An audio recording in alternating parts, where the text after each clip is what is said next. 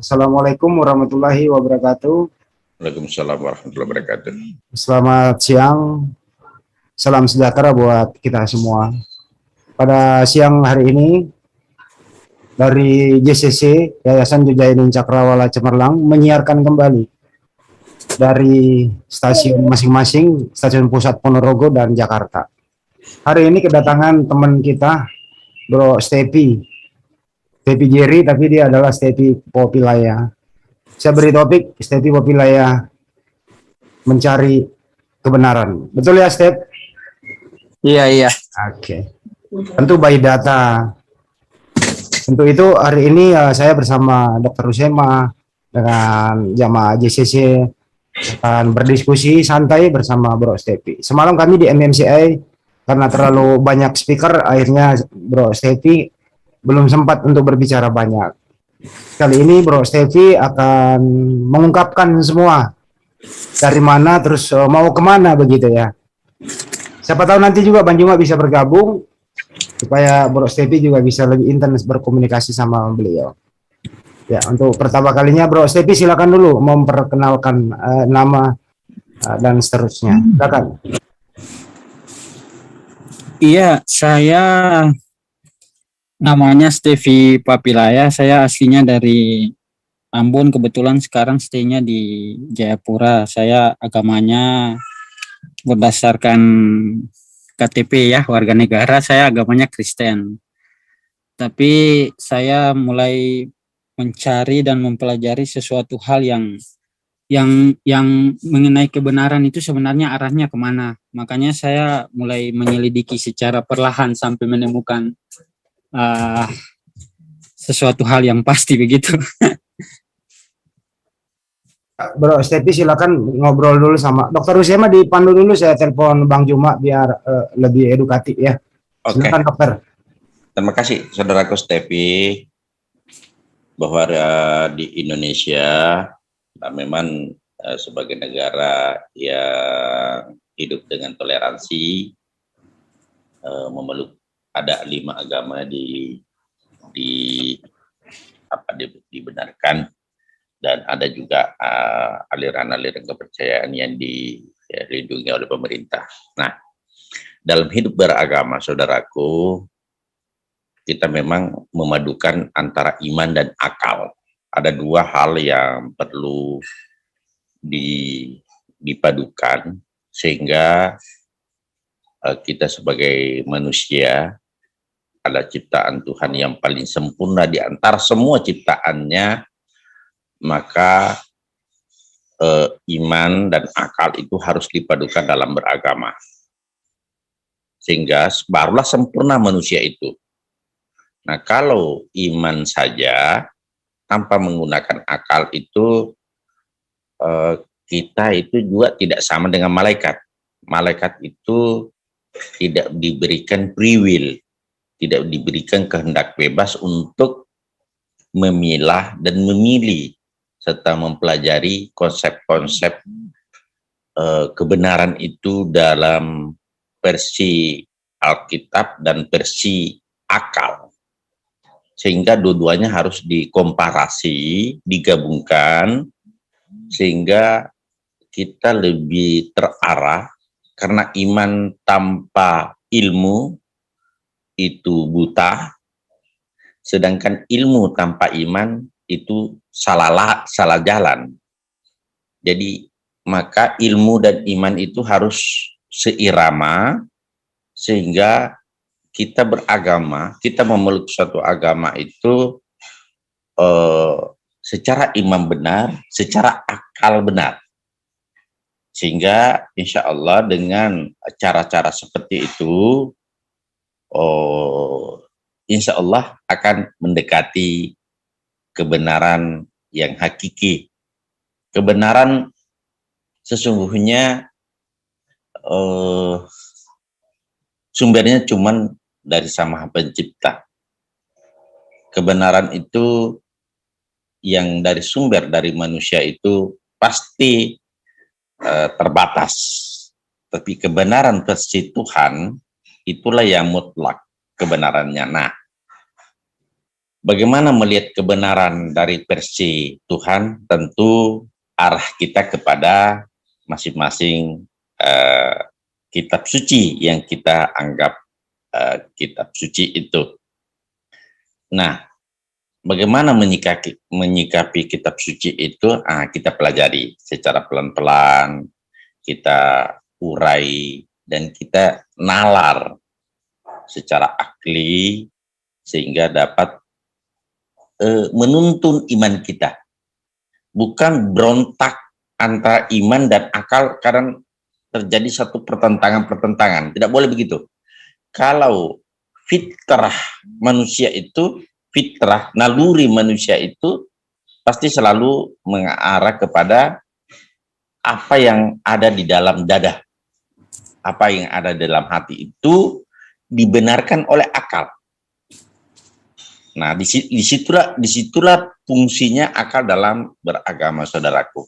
Sehingga saya serahkan kepada Stevi bagaimana kira-kira pandangan iman dan pandangan akal dalam menjalani satu keyakinan sehingga tidak terjadi pertentangan antara akal dan iman. Itu Bu Stevi. Silakan. Apa kira-kira selama ini yang Stevi rasakan antara iman dan akal itu sejalan tidak? Itu perlu Pak Stevi, saya mendapat pencerahan sedikit supaya nanti kita coba-coba komparasi antara iman dan akal. Silakan saudaraku. Iya Pak, kalau mau berbicara mengenai antara iman dan akal itu sejalan atau tidak, kalau di posisi saya sekarang ini, kalau mau diselidiki terus mengenai apa ajaran-ajaran yang selama ini saya ajarkan, kalau pertanyaannya iman dan akal sejalan, saya berpikir kalau dalam posisi saya sekarang ini nggak sejalan sih Pak, nggak sejalan. Karena selama ini tidak sejalan itu selalu ada timbul rasa kepingintahuan dan rasa menyelidiki, makanya terus membuat saya menyelidiki berdasarkan latar belakang iman dan akal tidak sejalan itu. Untuk saya mau menyelidiki untuk mencari kebenaran itu. Makanya saya mulai mendapatkan sedikit dan mulai ada kejanggalan-kejanggalan yang membuat saya semakin lebih lagi untuk menyelidiki itu sambil supaya mengarahkan saya supaya mendapat kejelasan yang pasti itu seperti apa. Makanya saya mulai mendapatkan itu, Pak. Oke, makasih. Sesungguhnya begini, saudaraku. Kalau antara akal dan iman itu tidak sejalan, itu berontak itu. Berontak di dalam. Yang satu. Kedua, kita beragama itu untuk mendapatkan kedamaian dan kesejukan. Artinya, kalau sudah tidak sejalan antara akal dan iman, di situ berontak itu. Berontak karena di dalam itu fitrah. Pak dokter. Silakan. Sebentar ya, minta maaf saya potong terus langsung saya mau bertanya saja ini. Silakan. Ini kan karena saya juga kan tidak segampang itu didoktrin dengan misalnya ajaran dari Bapak. Saya tidak segampang itu dan saya tidak sebodoh itu. Tetapi saya menyelidiki dulu apakah memang betul-betul, apakah memang benar, baru saya bertindak. Saya tidak begitu kan Pak? Silakan. Saya tidak Betul itu. Harus kritis juga harus. Iya. Jadi begini Pak, kan kebetulan kemarin sama Bang siapa itu saya tanya-tanya terus ada kita debat-debat di situ.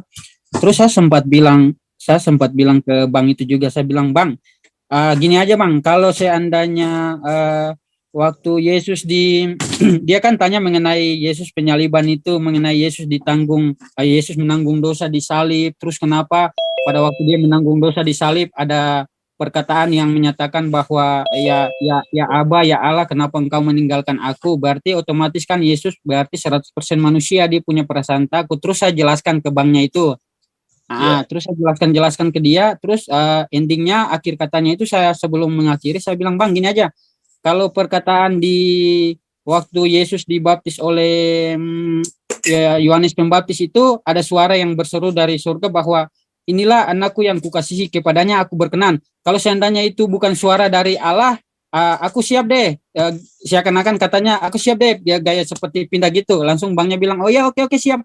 Tapi ketika kita selesai berdiskusi, terus aku aku bertanya, Tuhan, buka lagi kepada saya, singkapkan lagi. Saya tidak mau seperti itu saja, saya seperti seakan-akan mau terima-terima yang begitu. Saya mau Betul. belajar lagi Betul. untuk mendapatkan kebenaran yang sesungguhnya itu seperti apa. Terus aku belajar lagi, aku lihat begini, aku seperti gaya diganggu begitu, pikiran semuanya diganggu, makanya aku gali lagi. Tapi ternyata mau dilihat juga, betul juga sih yang satu catatan pertama, kalau mau dilihat dari fakta, di dalam Alkitab kan tidak tulis juga bahwa Yesus itu mengatakan bahwa dia Tuhan. Tapi kan ada tanggapan dari kita bahwa ya memang dia tidak mengatakan bahwa dia itu Tuhan, tetapi segala sesuatu yang dia lakukan di dunia menunjukkan bahwa dia itu Tuhan. Nah, pribadi-pribadi Tuhan ada di dalam dirinya. Tetapi saya mau katakan juga bahwa Tuhan itu kan kudus seperti yang dijelaskan juga. Nggak mungkin dia datang ke pribadi manusia, walaupun dikatakan bahwa Yesus itu misalnya sempurna, tidak dari hubungan biologis. Tetapi yang saya mau bilang juga bahwa Allah sendiri pun pada waktu ketika Yesus dibaptis, dia menyatakan bahwa kepadanya aku berkenan. Maksudnya dia tidak menyatakan bahwa inilah aku, inilah Tuhan, inilah aku berkenan, tetapi dia menyatakan bahwa inilah anakku. Jadi dengan kata lain saya bisa beranggapan bahwa Yesus itu utusan, dan maksudnya apa? Utusan yang diutus Allah untuk memberitakan apa yang seharusnya disampaikan kepada kita manusia. Terus yang membuat saya lebih tambah penasaran lagi, ini Pak, saya kasih tunjuk ya ayatnya. Ya. Apa-apa. Pokoknya lu berbicara kasih porsi yang banyak buat lu, nggak apa-apa. Curhat aja nggak apa-apa. Ini kan tadi tiba-tiba kebetulan saya juga memang bertentangan sekali sih, karena ya tahulah kalau kita Ambon, kalau memang tahu kalau kita seperti begini dapat begini pasti bertentangan sekali dengan yang lain-lain di sini. Makanya saya juga sempat batinnya tersiksa sekali, tapi saya tidak pernah berhenti untuk belajar mencari segala sesuatu yang benar. Tapi jangan terlalu agresif ya, santai. Ya. Jadi begini, ini kan saya sebenarnya mau melakukan pendekatan dengan misalnya hamba-hamba Tuhan di sini. Saya mau bertanya, tapi ya coba saya tanyakan di sini dulu. Di sini kan yang saya mau tanyakan, saya tidak punya referensi tentang hal itu, makanya saya mau mencari tahu juga. Sebenarnya Alkitab itu misalnya di Perjanjian Baru, Kisah Para Rasul, surat Paulus itu kepada jemaat di sekian-sekian tempat itu, Tesalonika, Korintus dan lain sebagainya, itu sebenarnya ditulis kapan, terus itu sebenarnya Paulus yang ditulis kapan, baru. Jadi begini, kenapa saya bertanya begitu? Karena ada di sini saya dapat di dalam Galatia 5 ayat, mulai dari ayat 8 ya. Mohon nanti kalau bisa di screen.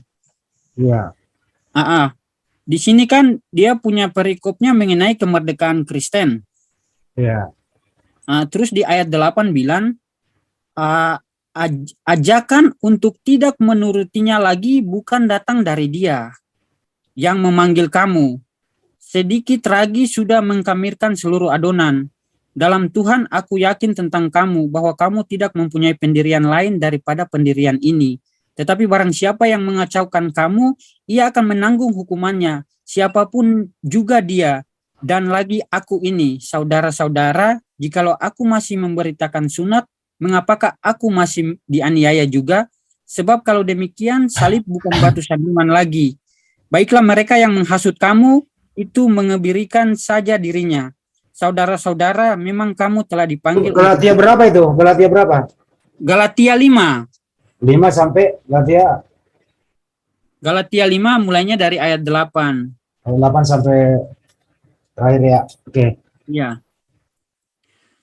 Jadi apalagi di ayat 12-nya itu lakukan penekanan, baiklah mereka yang menghasut kamu itu mengebirikan saja dirinya. Jadi seakan-akan ayat ini sudah ada karena mereka sudah mengetahui ke depannya ada orang-orang yang mencoba untuk menghasut orang untuk mencari kebenaran yang sebenarnya. Makanya saya perlu bertanya, ini Alkitab ini dia ditulis kapan, terus bagaimana alurnya, terus begitu. Oke, saya jawab ya. Paulus itu kita tahu seorang yang tadinya bernama Saulus. Setuju ya? Iya. Terus hidup sejaman dengan Yesus. Beliau dua kewarganegaraan. Terus kemudian dalam kehidupannya sejaman dengan Yesus tapi tidak pernah bertemu. Dialah juga yang tidak setuju dengan ajaran Yesus, dengan aksinya ya Anda udah tahu aksinya seperti apa, menganiaya bahkan melenyapkan nyawa murid-murid. Itu sejaman dengan Yesus. Paulus itu tulisannya bukanlah seorang penulis sesungguhnya. Jadi tidak semua yang ada di Paulus itu ditulis oleh Paulus begitu. 13 surat yang ada, 7 diantaranya yang diakui sebagai berasal langsung dari Paulus. Jadi ada beberapa juga yang ditulis oleh orang lain gitu. Itu singkatnya. Terus kemudian Paulus itu tahun berapa? Menurut berita atau yang pernah sering saya baca itu surat Paulus ditulis setelah ia menyelesaikan pekerjaan penginjilannya di Asia Kecil dan Yunani. Dia bermaksud memulai pekerjaannya yang sama di Spanyol. Berharap memperoleh bantuan dari orang-orang Kristen di Roma untuk maksudnya dalam surat ia memaparkan ikhtiar Injilnya tentang Yesus Kristus. Surat ini lebih daripada hanya sebuah surat, lebih menyerupai sebuah esai dalam gereja mula-mula. Komunitas Kristen asal Yahudi dan bukan Yahudi kafir sering berselisih pendapat dan seterusnya itu. Jadi susunan surat Roma secara singkat begitu ya. Ini ditulis 55 sampai 56 Masehi itu Paulus tuh. Jadi susunan suratnya di Roma, Paulus memperkenalkan diri, semua orang berdosa dan seterusnya. Surat Korintus susunannya ada semua di sana gitu ya. Jadi Paulus itu adalah penulis surat dan tidak pernah bertemu dengan Yesus. Itu kira-kira. Jadi Bang, Ya. ya. Bang, gini lagi. Saya tambah sedikit. Biar aja dok. Tesalonika itu ditulis kira-kira 50 sampai 51 Masehi. Jadi 20 tahun setelah naiknya Yesus ke langit atau surga. Kemudian Korintus, Galatia dan Roma itu ditulis kira-kira 55 sampai 57 Masehi. Ya itu. Kemudian Filipi, Kolose, Efesus, Ibrani itu 60 sampai 62 Masehi. Jadi di sini dilihat bahwa ditulisnya pada saat Yesus sudah terangkat ke langit. Sehingga kalau kita mau jujur bahwa dia tidak bertemu langsung secara fisik. Ya. Secara langsung. Ya, memang tidak Pak, menurut saya juga tidak bertemu langsung secara fisik.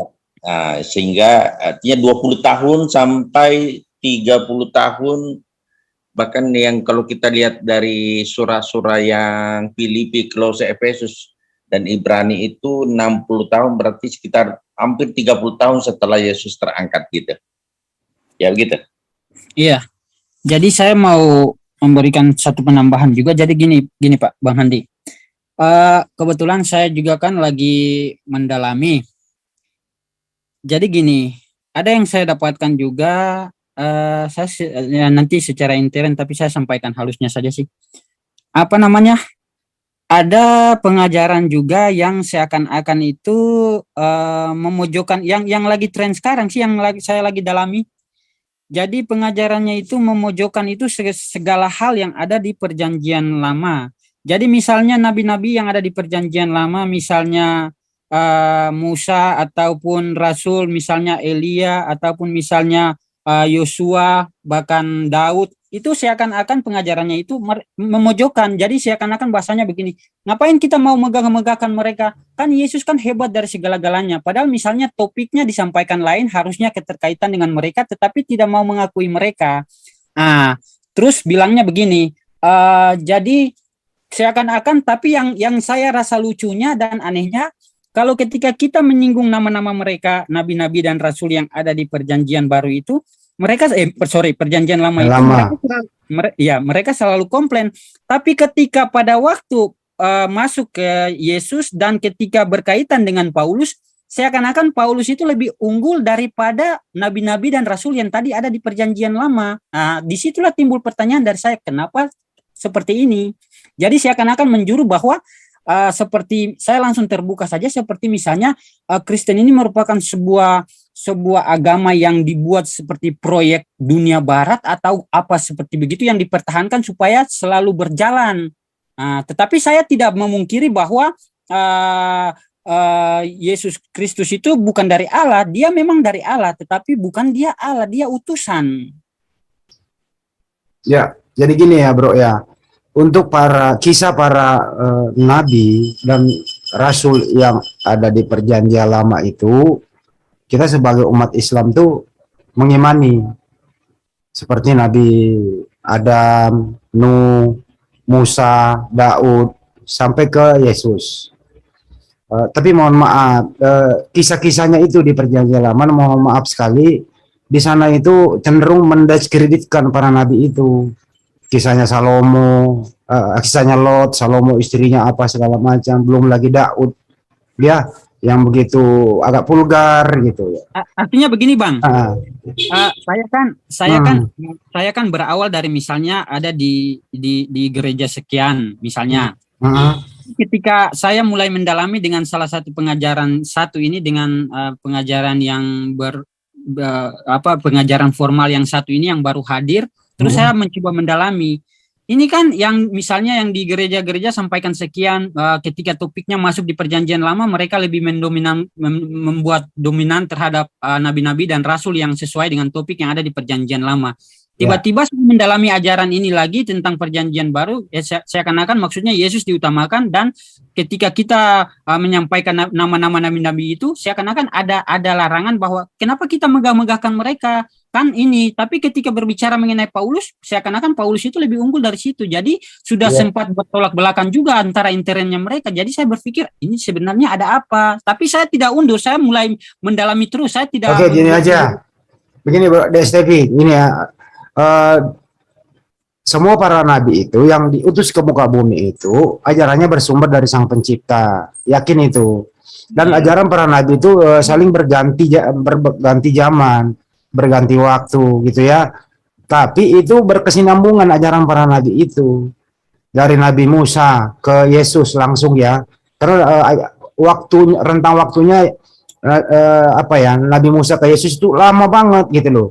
700 tahun, Bung Andi. 300 tahun gitu ya. Nah itu di situ banyak kaumnya atau orang-orang di sana itu menyalahgunakan ajaran Nabi Musa. Diutuslah Yesus untuk ke muka bumi meluruskan ini semua. Nah Yesus datang itu ya mendapat tantangan juga dalam keadaan tentara Romawi berkuasa tuh. Akhirnya Yesus mengalami kesulitan, dialihkan pengajarannya ke pengobatan.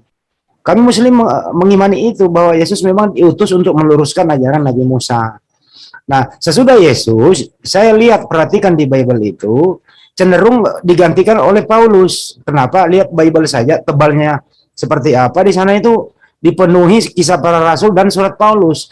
Coba kalau misalnya tulisan Paulus, kisah para rasul dihilangkan dengan bagaimana bagaimana Yohanes di Pulau Patmos. Tipis itu perjanjian baru. Kenapa? Karena Yesus memang kan mengajar 3 tahun setengah. Yesus berkata masih banyak yang ingin kusampaikan kepada kamu. Kalian belum sanggup menanggalnya. Ya, silakan.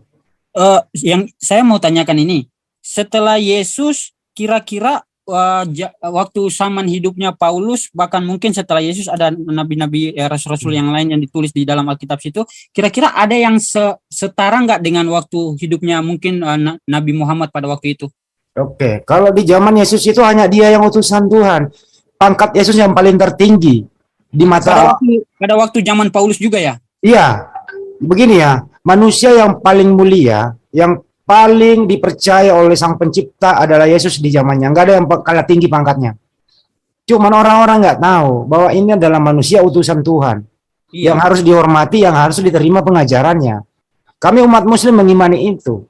Kenapa? Sesudah Nabi Musa, dialah manusia yang paling dipercaya turun ke muka bumi untuk membawakan ajaran-ajaran dari Nabi Musa terus kemudian menerima firman juga. Artinya apa? Ajaran intinya adalah Yesus berkata, aku hanya diutus kepada domba yang hilang di Israel. Dengarlah wahai orang Israel, Tuhan Allah kita itu esa. Itu inti pengajaran Yesus. Adapun misalnya syariat-syariat, bagaimana berdoa, bagaimana dia bersujud, bagaimana dia disunat, bagaimana dia halal haram, dan seterusnya. Itu syariatnya memang masih disambung dari Nabi Musa. Karena Yesus waktu mengajarnya hanya 3,5 tahun, belum cukup. Makanya Yesus berpesan sebelum dia terangkat ke langit, ke surga di sana di Markus 16:19, dia itu berpesan bahwa masih banyak yang ingin kusampaikan kepada kalian, kalian belum sanggup menanggungnya. Baiklah, aku akan pergi, akan datang seorang penolong yang lain, yaitu Roh kebenaran. Nah, ini yang harus dibahas. Seorang ini siapa? Roh kebenaran ini apa? Gitu loh, Bro Stepi. Sebenarnya mudah loh berstruktur, nggak usah terlalu dipersulit dalam hal ini. Kira-kira Anda masuk akal nggak nih? Yesus itu akan nanti memberitakan akan datang lagi sesudah dia, gitu loh. Itu intinya. Silakan. Jadi Bang, Gimana? Saya tertantang sekali sih. Ada datanya, sebentar saya cari kan ya. Iya. Yohanes 14:6. Iya. 14:6 itu aku adalah jalan kehidupan, jalan kebenaran dan hidup. 16:4. Gitu loh, Bro. Jadi kalau mau, oh iya, jalan 14, 16, 17 ya. Iya. Ya, Dok ya. Maksudnya kan kayak gini Bang. Kan itu kan iya, ini dalam, ini dulu dibaca nih. Iya. Aku akan minta kepada Bapa dan Ia akan memberikan kepadamu seorang penolong yang lain supaya Ia menyertai kamu selama-lamanya. Iya, maksudnya kalau di sini dibilang seorang penolong yang lain, sedangkan berarti orang, seorang itu kan orang. Iya, orang. Sedangkan Roh Kudus itu kan roh yang kudus. Nah, maksudnya begini, ada orang yang akan datang memberikan ajaran kebenaran. Kalau memang ini artinya ada roh yang akan datang, ya di zaman Yesus sudah ada roh kebenaran. Roh kebenaran itu ajaran kebenaran. Tapi it's okay. Yang penting kita bahas dulu ini orang siapa yang akan datang gitu loh. Orang loh. Terus yang saya mau tanyakan juga, kalau di zaman Yesus ada roh kebenaran, terus pada waktu di zaman Musa, Abraham dan lain-lain itu roh yang ada itu, apakah itu bukan roh kebenaran? Roh kebenaran semua, roh kebenaran itu artinya itu ya, ajaran kebenaran dari Sang Pencipta. Iya, gitu. Jadi bukan saja di zaman Yesus itu ada Roh Kudus. Bukan. Roh Kudus itu kan Rohul Kudus ya, sebenarnya itu malaikat yang membawa kebenaran dari Tuhannya disampaikan kepada Nabi. Rasul itu menyampaikan kepada umatnya gitu loh, sebenarnya bahasa sederhananya. Bukan berupa roh beneran gitu loh. Roh beneran itu ya ada dalam manusia yang hidup, ada roh di sana. Gitu loh, bukan roh beneran melayang-layang gitu di atas permukaan air. Bukan gitu loh. Tapi is okay, ini nggak usah diperdebatkan. Yang penting di sini kan Yesus akan minta. Ini ada seorang penolong yang akan datang sesudah Yesus gitu loh. Iya, maksudnya di sini. Nah, menurut ente gitu loh, siapa ini orang? Terus yang satu juga, salah satu ayat itu yang di dalam kitab Yohanes, Injil Yohanes itu yang mengatakan begini. Akulah jalan kebenaran dan hidup. Yohanes 14:6 ya. Nah, coba dibuka Bang. Ya paham situ. Aku jalan kebenaran dan hidup, tidak ada sampai ke rumah Bapak kalau tidak melalui aku. Nggak usah dibuka lah, hafalah.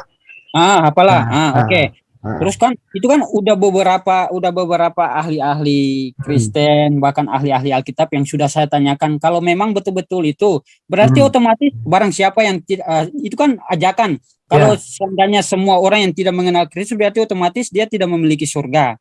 Nah, terus begini, arti Yohanes 14:6 itu Yesus berkata, aku adalah jalan kebenaran dan hidup.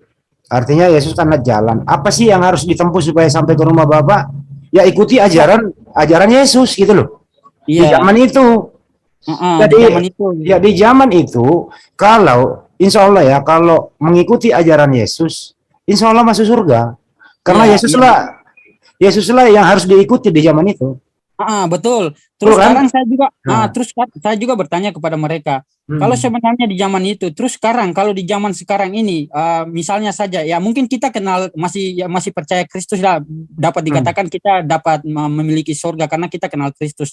Terus gimana kalau misalnya orang-orang misalnya yang memiliki kepercayaan berbeda atau bahkan ada orang-orang yang tidak mempunyai kepercayaan sama sekali terhadap agama dan tidak mengenal Tuhan, tetapi mungkin kepribadian hidupnya itu baik. Apakah itu mereka tidak mendapat jalan kebenaran dan hidup? Nah, saya bertanya kepada begitu kepada Oke. mereka, tapi mereka berkata bahwa itu kita tidak bisa jawab, itu haknya Tuhan. Oh, berarti ayat ini tidak berlaku dong. Oke, baik itu ya kategorinya baik di mata kita. Tapi baik itu belum tentu juga dirahmati. Ya begitu ya. Gini aja. Sebentar ya Pak Sugito ya, santai dulu ya. Jadi gini aja deh, bahwa boleh kita cek saja di Bible itu. Yesus ngajar 3 tahun setengah cukup nggak sih menurut Anda itu? Ini aja dulu, cukup nggak Yesus ngajar 3 tahun setengah? Iya. Nah, kedua adalah kalau fokus ke ajaran Yesus saja, kira-kira dalam sendi kehidupan kita ini di zaman sekarang ini gitu loh, bisa nggak ajaran Yesus itu diaplikasikan pada kehidupan kita di zaman sekarang? Iya. Tentu kan belum cukup. Nggak cukup bro. Seperti apa? Ada nggak ajaran Yesus seperti gini aja? Hukum wajib dan tidak wajib dalam hal beribadah. Kan nggak ada dari Yesus. Cara ibadah tuh kayak begini. Ya, seperti ini dan seterusnya nggak ada. Nggak ada SOP dari Yesus. Makanya kan teman-teman Kristen tuh berbagai gaya, berbagai cara dalam beribadah, tuh nggak sama tuh. Iya. Ya, itu. Nah, sekarang kedua adalah kalau tok saja di ajaran Yesus, bagaimana bisa mengambil keputusan adil dan tidak adil dalam berdagang misalnya, ya dalam hukum ekonomi, dalam hukum syariat-syariat yang lain begitu, dalam sendi kehidupan kita loh. Kedua nih, yang paling penting adalah kalau kita menganut saja ajaran Yesus begitu, dalam suatu negara nih ajaran Yesus yang dipakai nih, bagaimana mempertahankan strategi negara dalam hal berperang, misalnya mempertahankan harga diri dan seterusnya. Karena motonya kan ajaran kasihilah musuhmu. Gitu loh bro. Coba ya antara akal dan data nih yang dipakai. Kira-kira menurut Anda bagaimana? Cukup nggak kira-kira ajaran Yesus ini diaplikasikan ke sendi kehidupan di zaman sekarang? Kan nggak bisa diakomodir semua dari ajaran Yesus, nggak cukup. Makanya tadi minta akan ada nanti penggantiku itu loh. Saya nggak mau arahkan kemana-mana ya. Nanti kita kajian lebih mendalam tentang siapa sih dan apa itu Islam. Apakah Al-Quran dan hadis ini tidak ada yang luput dari sendi kehidupan kita. Semua di sana ada, tapi saya nggak mau mempengaruhi Anda ke sana. Cukup di sini dulu gitu loh. Coba dipikirkan bro Stevi, silakan. Iya. Seru juga nih Bang. Ya saya nggak mempengaruhi Anda loh ya. Tapi memang tidak. Artinya begini Bang, saya ya seperti tadi saya katakan, saya tidak gampang begitu saja dipengaruhi. Saya akan belajar juga kan Bang, saya akan belajar juga. Contoh saja gitu aja, contoh yang paling singkat. Yesus pernah ngajarin nggak bagaimana cara berdoa kepada orang tua yang sudah meninggal? Jadi gini Bang, maksudnya saya tidak mau ya sampai jauh-jauh ya, cuma yang itu. Makanya yang tadi saya bilang lucu aja maksudnya kok ketika salah satu misalnya lembaga yang mau dibilang besar luar biasanya katanya sudah ada di negara-negara ini tapi menyebarnya ke sini-sini di Indonesia ya mungkin baru 2 di satu tempat dan kedua di sini. Tapi kok pengajarannya kayak begitu, maksudnya ketika kita menyinggung bahkan maksudnya ada setiap gereja-gereja yang sudah saya masuk pasti ya bicara mengenai Daud. Saya ulang-ulang ini karena saya rasa lucu juga, maksudnya berarti saya merasa ada sesuatu yang tidak beres. Ada jadi misalnya ketika berbicara mengenai nabi-nabi yang di perjanjian lama sudah dihotbah di gereja-gereja, aman-aman saja sih, tetapi ketika kehadiran ini padahal mereka sangat mengutamakan Yesus Kristus, segala-galanya mereka utamakan Yesus Kristus, tapi ketika pengajarannya itu kok dikesampingkan. Kenapa mau bilang sebut nama-nama ini lagi, rasul-rasul sama ini? Tapi ketika berbicara, ya bukan Yesus dulu ya, tapi ketika berbicara Rasul Paulus, kok Rasul Paulus lebih unggul dari mereka. Nah, terus baru disambungkan dengan Yesus. Nah, karena Rasul Paulus itu tulis suratnya katanya 75% itu Rasul Paulus semua di Perjanjian Baru. Tapi kok dominan Rasul Paulus namanya diangkat-angkat daripada Daud, daripada Musa, daripada Abraham. Ya karena Paulus ini memang kan ya di toko yang mengamankan Kristen. Jadi Bang, dengan kata lain itu yang di Perjanjian Lama itu mereka semua mau nanti lama-lama kita kitabnya ini Perjanjian Lama nggak pakai loh. Ada Kristen terus terang bahwa kan ada tulisan Paulus nih berkata ya, Anda udah baca nggak ya? Bahkan begini Bang, saya potong.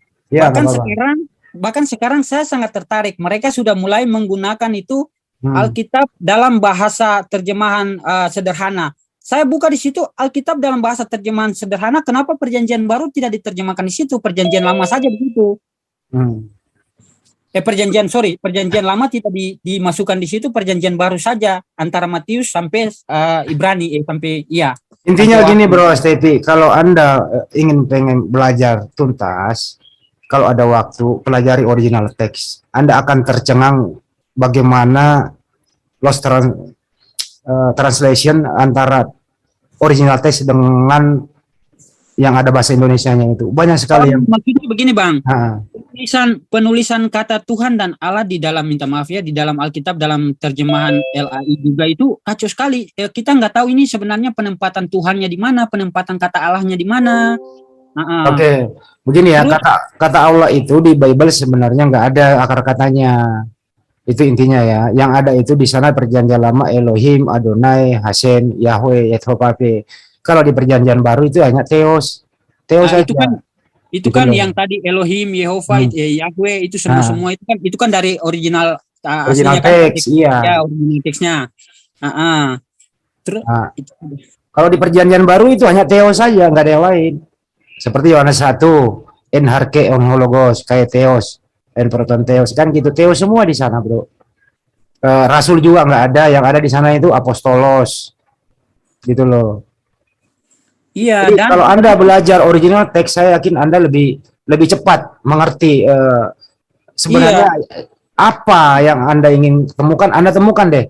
Tapi satu yang pasti yang saya temukan itu yang mungkin nggak bisa goyang pola pikir saya lagi. Sebenarnya itu memang nama Tuhan itu ya mungkin berdasarkan terjemahan Indonesianya itu nama Tuhan itu memang Allah, yang mungkin dari bahasa Arabnya itu Allah, dan dari bahasa original teksnya yaitu Yahweh itu nggak bisa dibilang Yesus Kristus lagi, nggak bisa. Ya betul. Dan memang tidak ada seperti begitu. Ya intinya di sana percaya nggak kalau sembahan para nabi itu sebelum ada Yesus itu adalah sosok yang satu itu, percaya nggak? Ya memang percaya. Ya. Percaya nggak kalau datang Yesus kemudian Yesus juga menyembah kepada Tuhannya Nabi Musa, percaya nggak? Percaya. Ya, itu intinya artinya. Bahkan saya keterkaitan juga yang kan sering pertanyaan yang sungguh power bagi Bang Handi kan, yang dari teman-temannya semua, apakah di dalam Perjanjian Baru ada ditulis bahwa Tuhan Yesus Kristus? Memang tidak ada. Bahkan dia sendiri tidak bilang, tapi pengikut-pengikutnya yang mungkin Paulus dan 12 rasul itu yang menyampaikan hal itu. Ya itu dia kan, Anda sudah ngomong tadi ya, surat Paulus kan bikin tebal Bible. Iya. Ya, tapi nggak apa-apa, ini nggak saya nggak mempengaruhi lo di sini ya Bro ya. Kita nggak mau mempengaruhi Anda. Ini hanya diskusi. Makanya saya bilang Bang, saya bilang saya ini orang yang bukan gampang dibodohi Bang. Saya pelajari lagi. Ya udah, ini ada saudara Anda dari Papua juga nih, dari Sorong. Silakan Pak Muhammad Sugito, ini juga adalah seorang mualaf. Tadinya sama dengan Anda. Silakan Pak Sugito. Ya, Assalamualaikum warahmatullahi wabarakatuh. Waalaikumsalam warahmatullahi wabarakatuh. Seperti yang saya dengar tadi dari saudara kita ini tentang di Bible itu banyak sekali menceritakan tentang Saulus ya, terutama di kitab Perjanjian Baru. Ya karena kalau boleh saya menjelaskan sesuai sejarah, ini sebenarnya ada usaha pembengkokan sejarah dari orang-orang Romawi, di mana yang digunakan adalah Saulus sebagai ujung tombaknya. Karena di Betul, sana Bang. seperti itu. Jadi ujung tombak ini kemudian menuliskan kitab-kitab, kemudian dijadikan sebagai penghapus jejak sejarah kejahatan orang-orang Romawi yang notabene masa itu adalah sebagai orang yang barbar sesungguhnya. Karena bangsa Betul. Romawi ini Setuju. sendiri, iya bangsa Romawi ini sendiri pada dasarnya dulunya itu seorang penjajah yang masa Pak itu Sugito, kalau ngobrol sama Mas Tepi pendek-pendek aja biar dia yang ngomong panjang. iya iya Ya, ya. penjajah di Israel. Nah, kemudian dengan adanya Saulus ini sebagai ujung tombak itu membuat surat-surat yang akhirnya mengaburkan sejarah ajaran dari Yesus sendiri itu, Bang. Makanya Pak, makanya tadi saya bilang ada satu ajaran yang masuk juga seakan-akan itu nama-nama nabi dan rasul di perjanjian lama itu mau dihapus. Jadi dominannya itu Paulus saja dan diarahkan ke Yesus. Siapa sih Paulus? Ya, sebenarnya Paulus ini seperti saya bilang tadi adalah kaki tangan dari penjajah itu sendiri. Bahkan kalau kita mau jujur ya, yang sekarang ada saja di Bible itu seluruh kredibilitas para nabi itu kalau kita mau jujur semua diskreditkan. Seperti Abraham itu dikatakan mendekati atau istilahnya mengawini istri yang tidak sah. Kemudian Daud katanya dengan anaknya mengintip istri dari tentaranya. Kemudian Salomo dijadikan orang yang terakhir sebagai penyembah berhala, dan kemudian sama semua. Gitu. Jadi gini aja Pak Sugito dulu Anda menjadi mualaf itu kenapa sebabnya? Ya, itu seperti yang saya jelaskan berulang kali, saya justru mendalami Bible dengan catatan pertama itu yang dibaca saudaraku tadi itu. Yohanes 14:6 itu tadi, akulah jalan kebenaran, harus Yesus yang diikuti. Kemudian baca lagi di Yohanes 10:27, kemudian baca lagi di Yohanes 14:15, baca lagi di Yohanes 13:14. Semuanya harus merujuk kepada Yesus. Nah, ketika aku mengikuti apa yang dikatakan Yesus, ya Islam itu sendiri yang ada akhirnya. Kalau kita melepas semuanya dari luar Yesus gitu loh. Seperti itu. Jadi faktor itu Anda berhenti menuhankan Yesus. Iya, seperti itu. Karena di dalam ajaran Yesus nggak ada, bahkan Trinitas nggak ada, mengajarkan bahwa dirinya Tuhan juga tidak ada. Bahkan keseluruhan apa yang diajarkan Yesus bentuknya harus mengenal kepada Allah dan harus menyembah kepada Allah yang mengutus Yesus.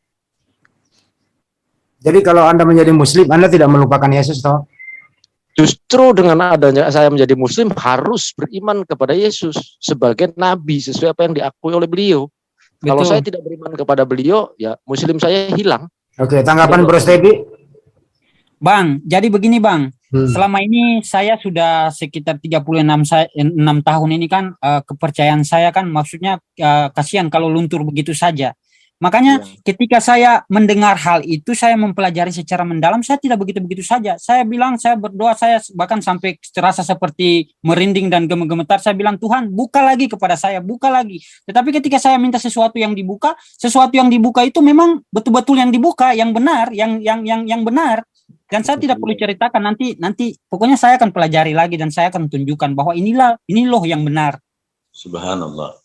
Sebenarnya begini Bang, dari pengakuan para orang-orang yang murtadin itu kan, jadi ada yang mengaku ketemu Yesus dan sebagainya, padahal Yesus sudah memberi pesan loh. Jadi ujilah setiap roh yang datang kepadamu, dan jangan langsung begitu percaya. Dan Yesus juga sudah mengatakan loh, banyak nabi-nabi. Pak saya potong ya, Pak saya potong. Saya mau bilang, mungkin minta maaf saya buat perbandingan. Mungkin ada orang-orang yang di luar sana yang dari Muslim pindah ke Kristen semua itu kita lihat itu mereka dari nalar mereka itu memang betul-betul nalar atau tidak. Tapi kalau kita misalnya ada orang-orang yang dari Kristen pindah ke Muslim, saya lihat itu memang betul-betul mereka orang-orang yang pintar, yang nalarnya bagus, yang betul-betul belajar. Kita bukan gampang-gampang begini saja. Saya terlahir ini 36 tahun saya sudah belajar Kristen sudah cukup matang, bukan biasa-biasa. Tapi saya perlu belajar kebenarannya itu seperti apa yang sebenarnya. Jadi kalau kita ada yang berpindah itu memang betul-betul dia belajar. Iya betul Bang, seperti itu. Ya seperti yang tadi saya sampaikan, saya juga berangkat karena mendalami Bible. Saya dari kecil loh, saya Kristen dulu itu. Nah, saya sekolahnya bahkan di yayasan. Jadi hidup saya setiap hari itu bergelut dengan religitasisasi dari Kristen sendiri. Karena saya hidupnya di yayasan, bukan di rumah umum kayak di pondok gitu. Saya di Yayasan Katolik Yosudar Cilacap Jawa itu. Jadi Dan begini saja, kita kan tidak mau memungkiri bahwa Yesus itu utusan atau Yesus itu nabi. Saya percaya, saya mengimani itu. Iya. Tapi ketika saya berpaling saya bilang bahwa ya memang Yesus itu bukan Tuhan. Apakah ketika saya berpaling dari itu Allah langsung mengambil nyawa saya atau menghukum saya? Banyak orang-orang yang dibiarkan kok, bahkan Allah membiarkan mereka untuk menyampaikan kebenaran itu lebih lagi. Kalau saya seperti begitu, Allah langsung ambil hidup saya juga nggak mau. Tapi ketika saya berkomitmen sampai sekarang saya happy-happy saja kok. Itu berarti segala sesuatu itu Allah mau buka yang benar kepada kita. Iya, betul seperti itu. Ya memang demikian, Bang. Jadi ketika zaman sekarang itu ya, kalau boleh jujur, kenapa di sekarang kok orang Islam itu kok percaya kepada Rasulullah? Jadi gini, ketika ajaran Nabi Isa alaihissalam atau Yesus itu oleh orang-orang Romawi dan orang Yahudi dikhianati, maka Al-Quran oleh Allah diturunkan kepada Rasulullah supaya meluruskan lagi apa yang diajarkan beliau di zaman itu. Jadi kenapa ketika kita harus percaya Yesus atau harus percaya kepada Isa alaihissalam, itu hanya cerita yang ada di dalam Al-Quranul Karim, itu yang benar-benar diceritakan sesuai dengan narasi sejarah gitu loh. Jadi satu-satunya ketika kita ingin mengimani Isa alaihissalam, ya hanya ada di Al-Quran, hanya ada di Islam. Karena di kekristenan sudah tidak sesuai dengan ajaran apa yang diajarkan oleh Yesus zaman itu gitu loh. Itu seperti itu kalau pendapat saya gitu. Iya, makanya tadi saya bilang lama-lama kita Kristen ini nanti perjanjian lama itu ditiadakan, ada perpecahan lagi, ada Kristen yang perjanjian baru saja nanti. Bahkan begini Bang, sekarang itu udah terjadi, Bro. Iya, memang sudah terjadi, Bang. Makanya yang saya dalam ini ada begitu. Makanya itu ya panjang deh kalau aku mau ngobrol. Ini dilema Bang, di samping dari pihak pemilik perjanjian lama itu sudah banyak ya menggugat tentang kitabnya yang diambil, mereka sudah pengen mengambil, harus dibuang itu dari sana. Nah ditambah lagi kemarin, tadi malam saya baru baca website di YouTube mengatakan bahwa tahun depan ini ada revisi ulang Bible. Tentunya dengan usulan-usulan kita, saya harap kemarin dulu itu kita di sini juga usul supaya nama-nama Allah, nama Allah di Bible, nama Rasul di Bible itu diambil, termasuk kata Alkitab itu dikeluarkan dari Bible, karena itu milik kami, milik orang-orang Islam. Nah apabila revisi itu ke sana, itu aduh bagaimana nasib Kristen di Indonesia nanti ya, saya tidak tahu itu. Terus gini juga Pak, kan ada Bible yang terjemahan sederhana, terjemahan sehari-hari gitu. Iya. Terus yang saya mau tanyakan ini, ketika Bible itu disahkan untuk kita pakai semua, terus nanti Bible yang terjemahan KYI yang misalnya ayat-ayatnya kita sudah paham di otak, kita sudah berpegang terhadap ayat-ayat ini, nanti bertolak belakang lagi dari terjemahan yang sehari-hari ini, kita mau kayak gimana ini? Harus adaptasi lagi. Iya, ya itu yang tadi saya bilang harus bagaimana. Nanti kalau kita bicara ayat kayak anak-anak kita yang memang mereka ke depan sudah pegang yang terjemahan sehari-hari, mereka bilang, Bapak baca ayatnya di mana? Kita kok nggak ada punya ayat gitu. Ini nanti penyesatan lagi ke anak-anak kita. Ya itu memang resiko Bang, karena apa yang harusnya bukan milik mereka diambil, ketika diambil mereka sudah nggak punya apa-apa lagi. Seperti saya jawabannya begini Pak, jawabannya adalah memang harus mengerti original text, karena original text itu nggak boleh berubah. Iya betul. Padahal itu di Alkitab bilang katanya berpegang teguh itu katanya satu titik bahkan iota pun tidak boleh ada yang digonta-ganti. Tapi kenapa ada perubahan-perubahan terus? Nah, itu dia. Ini kalau menanggapi Bang Zul ini, kalau menanggapi Bang Zul ini begini. Jadi sekalipun dengan teks aslinya itu pun bukan Taurat yang dia pegang dan bukan milik kitab Yahudi yang dia pegang. Sementara perjanjian baru itu clear itu rata-rata keseluruhan itu adalah buatan Saulus. Ya akhirnya yang dipegang miliknya ya punya Saulus, karena Injil itu sendiri yang dikutip di dalam kitab perjanjian baru milik Islam. Bahkan ada yang dibilang bahwa di dalam Alkitab itu ketika ada ayat yang misalnya mungkin ada didapati juga oleh Bang Handi atau Bapak-bapak sekalian, yang misalnya di dalam ayat itu ada ditambahkan dalam kurung lalu ada kalimat tambahan tutup kurung. Itu saya pernah menyelidiki dan bertanya-tanya juga, katanya itu penambahan dari LAI. Kok ada penambahan sih di dalam ayat dan kitab? Lucu juga. Ya monggo Anda yang lagi mencari kebenaran. Mungkin Steti begini ya, Stet. Kamu belum pernah baca Markus 16:8 ya? Markus 16:8 itu hanya satu paragraf. LAI menambahkan satu paragraf lagi terjemahannya. Coba buka. Aslinya itu cuma satu paragraf. Terjemahannya ada dua. Bang, kita jangan jauh-jauh sampai di perjanjian baru, Bang. Bang, buka aja di itu di ajaran sorry bukan di maksudnya perjanjian baru. Kita lihat saja situ yang ajaran Yesus sendiri yang tentang doa Bapa kami itu. Terus ada dalam kurungnya itu ada, aduh saya tidak buka lagi nih. Itu saya sempat bertanya, kok ini tidak ada seperti begini, tapi ada yang jawab, itu memang ada penambahan dari LAI. Jadi setiap kalimat yang ada dalam kurungnya itu memang itu penambahan. Terus apa maksudnya dengan satu titik dan iota jangan ada yang ditambahkan atau mengurangi? Nah, kita serba diarahkan kepada kebingungan yang mungkin sampai kekal nanti.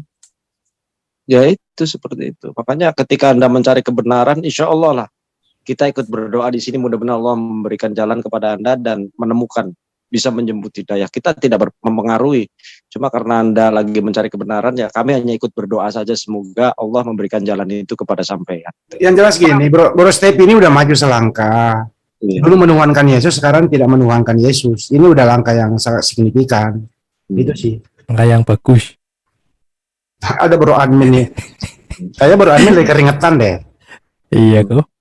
Dengerin. Kecuali mungkin saya bilang Yesus itu bukan Tuhan, lalu Allah itu langsung sambar saya dengan api. Oke, semua orang Kristen janganlah seperti saya, tetap tuhankan Yesus. Tapi tidak ada, bahkan saya mau bilang hikmat dan ilham yang saya dapatkan itu lebih bertambah-tambah. Itu begini. Barang siapa dibukakan sesuatu hikmat untuk mengenali kebenaran, sesungguhnya itu sudah mendekati kebenaran. Begitu tidak? Dan ditambahkan lagi hikmat-hikmat lain yang menuju kebenaran itu. Itu. Kebenaran apa sih Pak Stevi? Kebenaran itu apa Pak Stevi? Bro Stevi, sejak kapan sih Anda galau kayak begini? Dulu kan Anda itu Yesus Tuhan. Sejak kapan ada? Terus kenapa ada perubahan kayak gini, Bro? Silakan. Jadi Bang, saya perubahan kayak gini bukan karena saya ngikut-ngikut di grup-grup gini. Saya baru ngikut berapa kali ini, tapi sebelum saya ngikut, saya sambil mendalami dan mempelajari. Bahkan saya mencoba untuk nggak mau ikut-ikut grup kayak begini, karena saya orang yang paling kritis dan suka kacau lah dalam berargumentasi nanti. Tapi ketika saya pelajari, dalami, bukan Bang Handi dan lain sebagainya yang mempengaruhi saya. Siapa sih kalian? Minta maaf. Tapi saya mendalami, saya mendapatkan kebenaran yang membuat saya itu untuk harus menunjukkan bahwa kebenaran yang sesungguhnya itu memang ya ini loh. Subhanallah. Apa sih yang saya dapat dari Bang Handi? Nggak ada. Bang Handi nggak bilang kamu saya transfer sekian, Pak Dokter, saya transfer sekian, tidak. Tapi saya dapat itu dari Bible sendiri loh.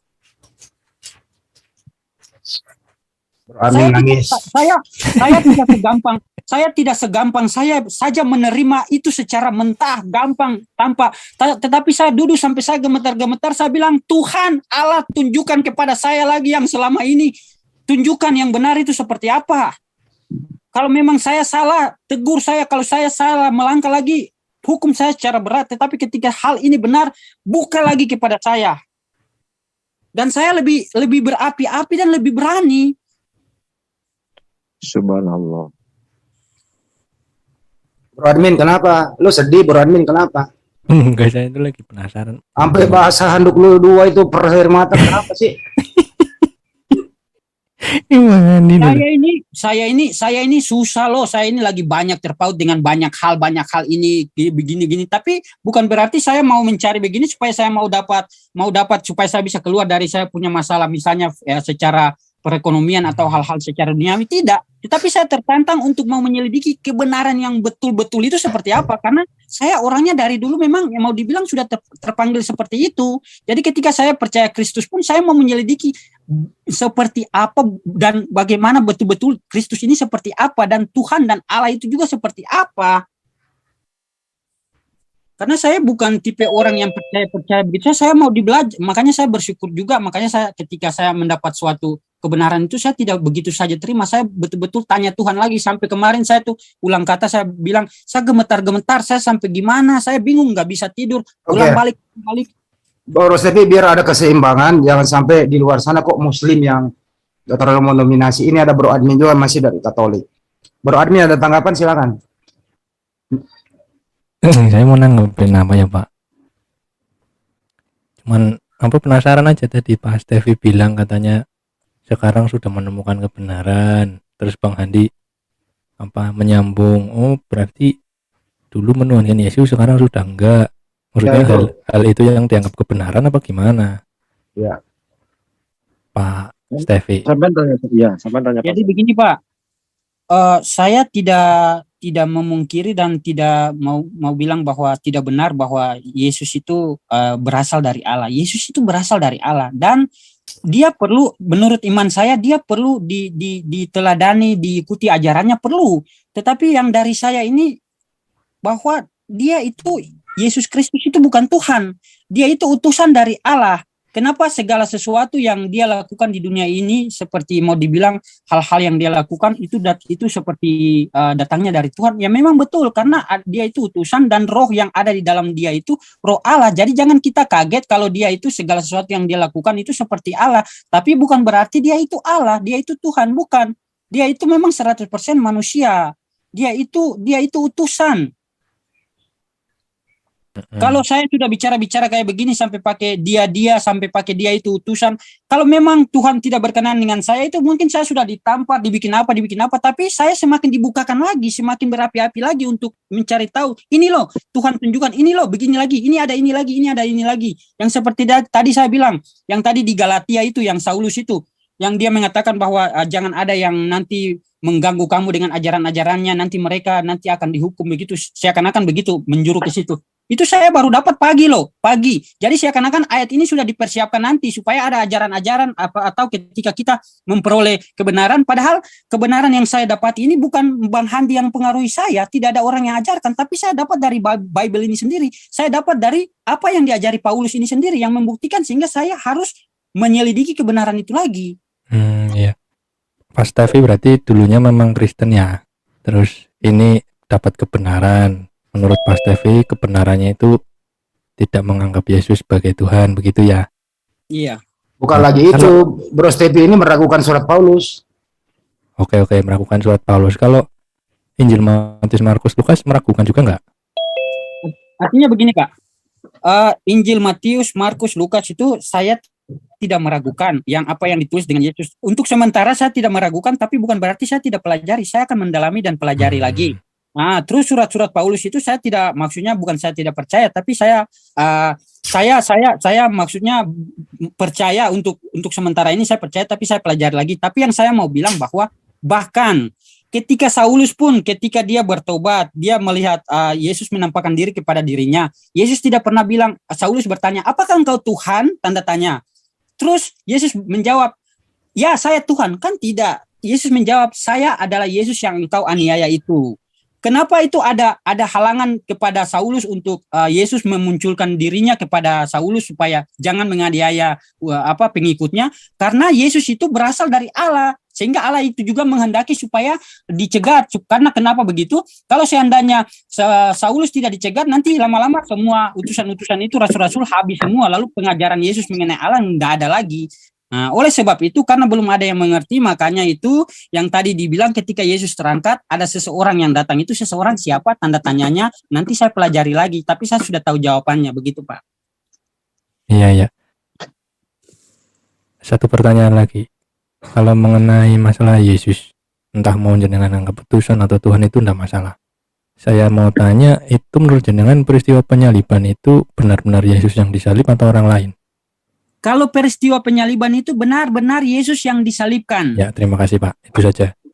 Tapi bukan berarti Tuhan yang disalibkan. Itu manusia 100%.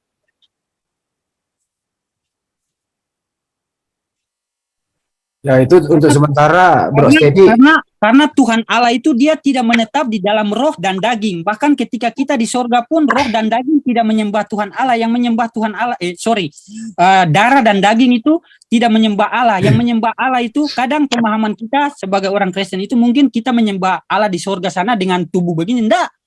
Daging dan darah itu tidak menyembah Allah. Yang menyembah itu hanya roh. Oleh sebab itu masa roh dan masa tubuh dan daging yang kotor ini, masa Allah yang kudus mau tinggal di dalamnya? Nggak mungkin lah. Oke, jadi begini, perubahan itu nggak bisa signifikan ya, nggak bisa spontan begitu, perlu waktu. Sorry, Yang- saya mau bilang ya, apa yang saya dapati bukan Bang Handi dan yang lain-lain aja. Iya, betul, betul.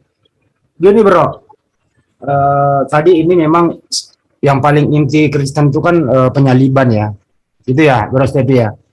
Iya. Saya ingin sedikit memberi kita pakai akal sehat. Yesus ini kan manusia yang terpilih. Lahirnya saja mukjizat banget, tidak punya ayah biologis gitu ya. Diutus Itu yang saya mau selidiki lagi, Bang. Nah, terus kedua, kita akui dialah seorang rasul, dia seorang utusan, pasti sangat dicintai oleh Sang Pencipta, betul ya? Iya. Pasti sangat disayangi, pasti dilindungi 24 jam. Dan selalu diberi petunjuk dalam bertindak, betul nggak? Iya. Nah, kalau sampai Yesus yang kita maksud ini adalah Rasul Allah, Rasul dari Sang Pencipta, terus diolok-olok, diludahi, dianiaya, Nggak mungkin lah Sang Pencipta tinggal diam. ya nggak mungkin. Terus kemudian dimatikan di tiang salib, agak tragis, ditelanjangi dan seterusnya. Kira-kira menurut akal sehat, ini buang iman dulu nih, akal sehat masuk nggak nih barang? Kira-kira menurut Anda? Kalau buang iman ya. Mm-mm. Tapi kalau mau bilang buang iman, nggak masuk akal lah. Nah, kalau kami Muslim itu tidak percaya kalau seorang utusan, seorang rasul yang membawa kebenaran, Tapi itu buang tidak, iman ya, Bang. iya, tidak dilindungi oleh Sang Pencipta. Saya yakin 1000% pasti dilindungi. Tidak ada satupun mampu manusia bisa mencederai dia. Artinya mencederai, menggoyangkan iman. Iblis saja yang begitu kuat tidak berhasil menggoda Yesus, kan begitu. Apalagi manusia biasa. Bukankah sebelum penyaliban dia itu berdoa sekencang-kencangnya begitu. Tapi oke, nggak apa-apa. Ini nanti semakin jauh nanti semakin Anda pelajari lah. Itu aja sih. Di sini nggak ada pemaksaan kok. Mazmur 37 nomor 33. Tuhan tidak menyerahkan orang-orang benar itu ke dalam tangannya. Ia tidak membiarkannya dinyatakan fasik pada waktu diadili. Itu sudah jelas di situ bahwa Allah itu tidak mungkin membenarkan Yesus. Karena Yesus itu orang benar, dan orang benar tidak mungkin diserahkan kepada orang-orang fasik dan dijadikan sebagai orang fasik ketika diadili. Anda juga pasti di dalam bahasa Yesus sehari-hari itu, bahasa Yesus sehari-hari itu dia nggak pernah memanggil Eli lama sabaktani. Bang, Ya, saya mau Bang buka sedikit dong. Jadi kira-kira menurut Bang itu dari apa yang selama ini Bang pelajari, terus mungkin Bang sudah dapati, sebenarnya yang disalibkan itu siapa? Terus Yesusnya kemana? Oke, saya jawab. Bahasa Yesus sehari-hari itu bahasa Aramaik, ya, berbahasa Hebrew dengan logat Aramaik begitu ya. Tiap hari dia itu memanggil Bapa kepada Sang Pencipta. Nah, giliran di salib itu bukan bahasa Yesus yang keluar, Eli lama sabaktani. Yesus nggak pernah ngomong gitu selama hidup. Itu yang saya pegang. Itu pertama. Kedua adalah Anda boleh membaca tanda Yunus. Tanda Yunus adalah 3 hari 3 malam di perut ikan. Begitu juga anak manusia 3 hari 3 malam di perut bumi. Bagaimana tanda Yunus di perut ikan itu hidup. Begitu juga Yesus hidup. Jadi Yesus nggak pernah mati dalam kisah ini gitu loh. Jadi Yesus itu belum mati sampai sekarang. Yesus itu diselamatkan. Kalau menurut kami ya, Yesus itu diselamatkan, diangkat ke langit, diselamatkan, dan akan turun yang kedua kali. Jadi Yesus sampai detik ini belum mati, bro. Nah, tapi kalau teman-teman menganggap memang dia mati di tiang salib menembus dosa kita dengan tumpahan darahnya, oke, itu kan iman.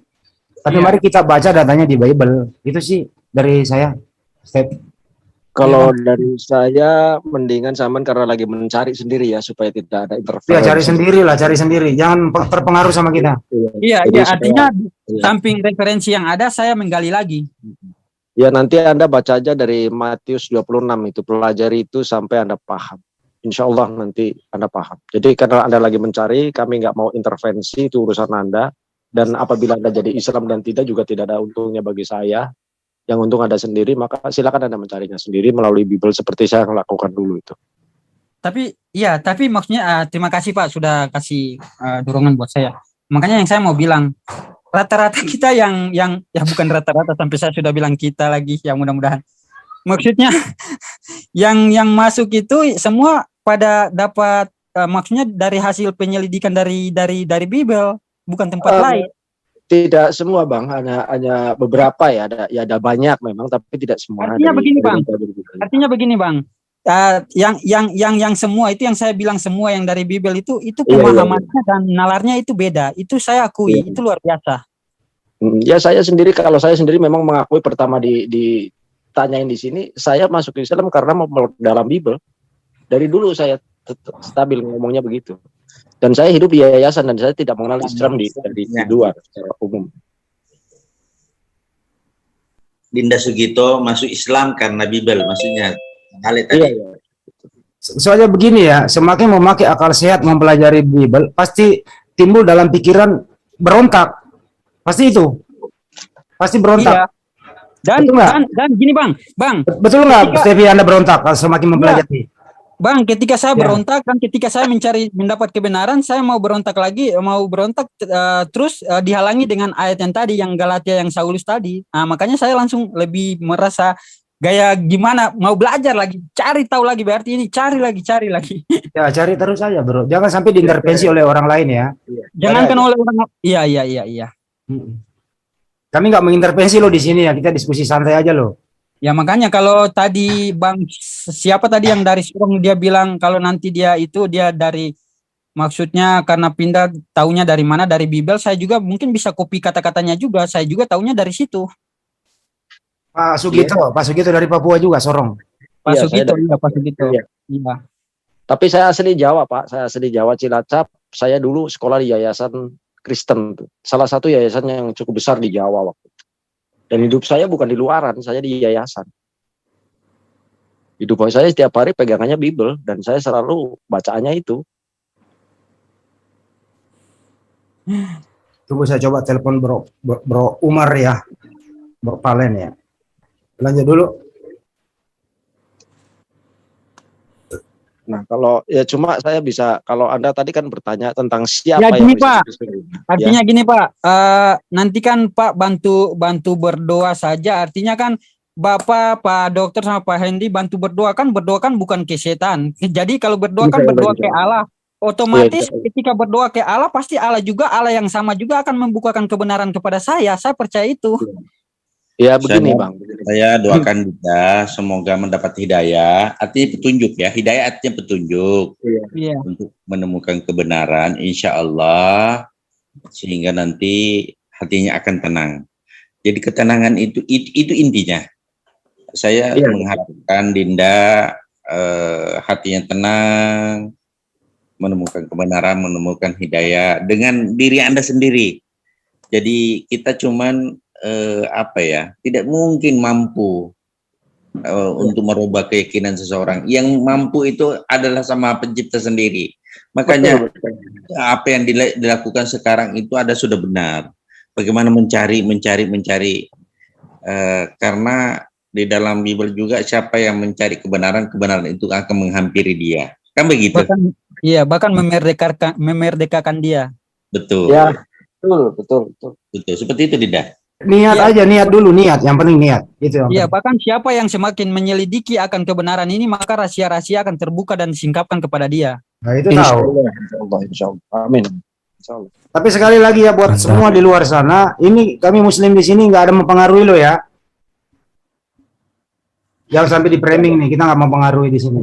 Iya. Bang bisa lihat komentar-komentar saya di grup-grup kan pedasnya seperti apa? Iya betul. Iya betul. Ya kadang-kadang ya, mohon maaf ya bro sahabatku. Nah ini sebentar ya, ini ada Bro Umar Al-Barizki masuk, Bro Valen ya. Kita beri kesempatan juga nanti. Ya mohon maaf ya saudaraku, kadang-kadang teman-teman Kristen itu di sana menggoreng apa yang terjadi di sini, padahal tidak sesuai dengan apa fakta gitu, digoreng gitu loh. Ya, Biar, siapa gitu. biar enak Pak Sugito. Assalamualaikum warahmatullahi wabarakatuh. Makanya Bang Handi Umar. mempertegas itu. Umar, Pak Umar Al-Bariski. Belum connect ya?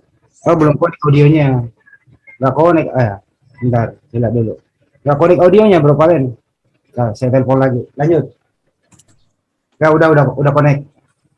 Assalamualaikum warahmatullahi wabarakatuh. Umar Al-Bariski. Ya, waalaikumsalam Bang Indi. Ganteng banget lah. Waalaikumsalam. Ganteng banget. Peci ini juga. Iya. Mau jadikan nabi gak jadi nih gara-gara malam ini. Iya. Iya, iya. Bisa berbagi nggak? Bisa berbagi. Ada saudara kita, kenalan dulu deh sama Stevi dari Papua. Silakan. Oh, Stevi dari Ya, Papua. assalamualaikum. Ya, Ya, Bang Umar, selamat siang, salam kenal. Ya, salam kenal baik. Ya, gimana Pak Stevi? Ya, Bang Umar, saya tadi mungkin sudah berapi-api membagikan tadi, jadi sudah kehabisan tenaga, nggak bisa dibagikan lagi. Oh, gitu. Intinya sesuatu yang mengenai kebenaran itu ya akan semakin tersingkap dan terbuka kepada saya. Ya. Terus kedepannya gimana? ya langkah pertamanya Stevi ini udah nggak menuhankan Yesus. Oh, terus. Sudah ragu dengan tulisan Paulus. Dia akan mau semakin mempelajari Bible. Dengan tentu dengan mencari is the best-nya di sana seperti apa sih, itu usahanya sekarang gitu loh, Pak Umar. Latar belakangnya dia praktisi Kristen tadinya Bang Umar. Dia praktisi Kristen. Oh. Tadi menemukan sebuah kejanggalan dan beliau sebentar. Kalau boleh tahu, Stevi ini ya seperti dengan langkah Bro Palen zaman dulu sampai sekarang seperti ini gitu. ya kayak gitu loh sejarahnya. Jadi alam gaib nanti. Ya. Tadinya keras. Keras banget dulu nih anak. Kalau saya juga Pak, nah, intinya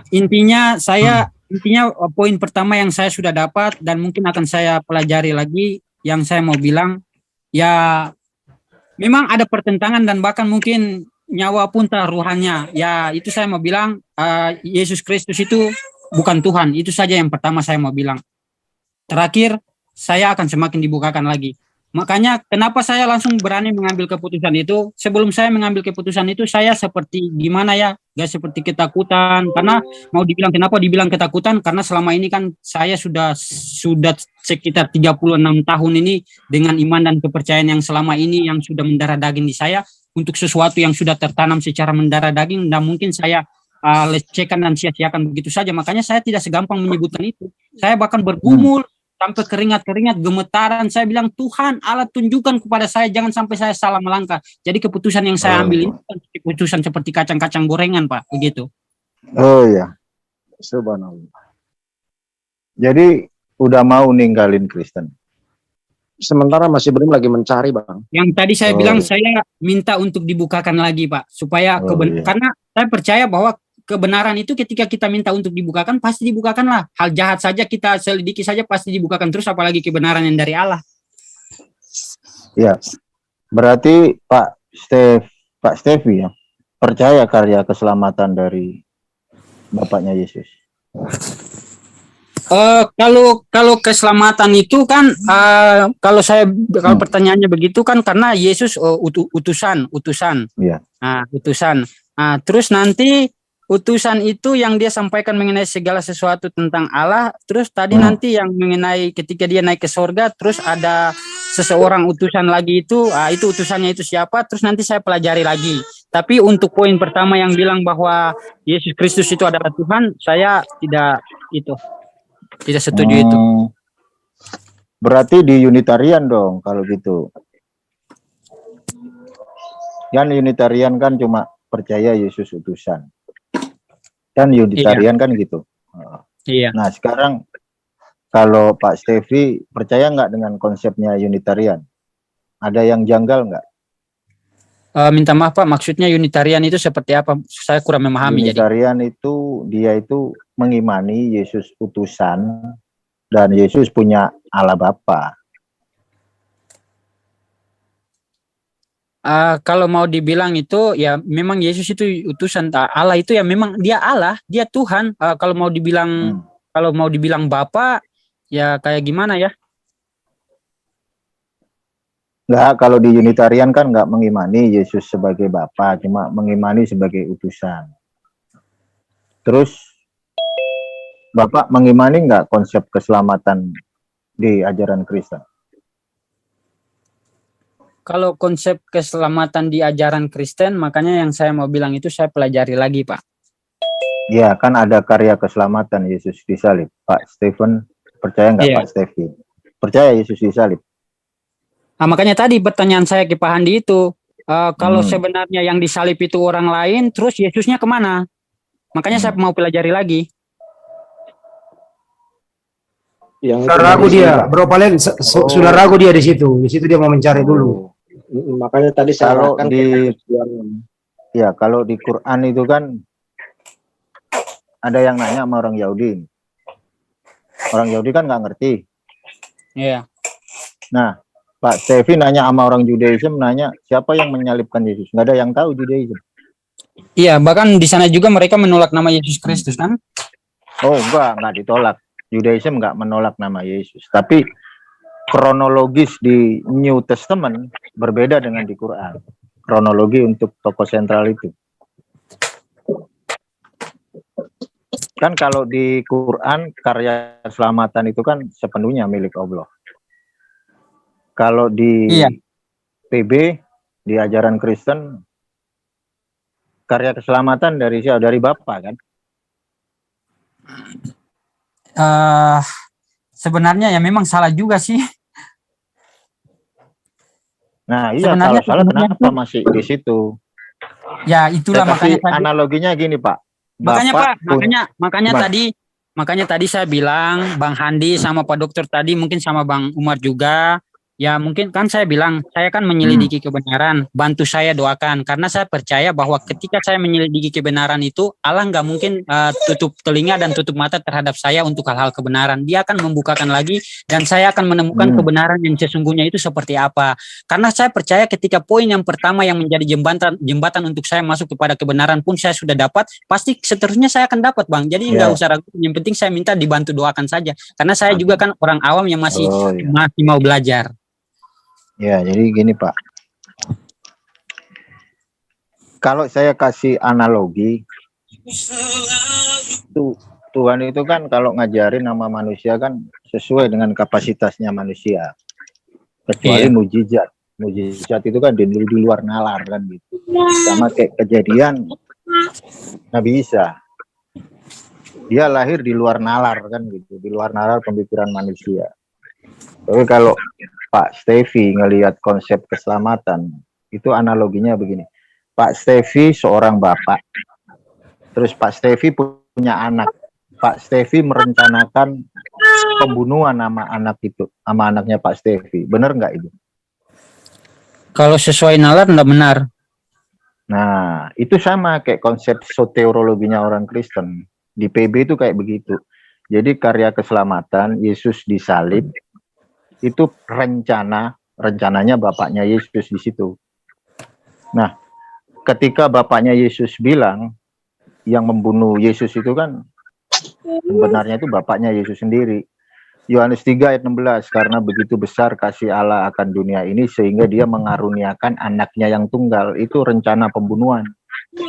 Makanya Yesus kan ngomong di situ, ada tertulis Mesias harus mati dan bangkit di hari ketiga, menderita, mati, bangkit di hari ketiga.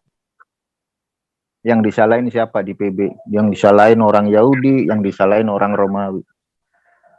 Nah, kalau secara nalar, nggak mungkin dong seorang ayah itu ingin membunuh anaknya hanya demi keselamatan umat manusia. Nggak mungkin.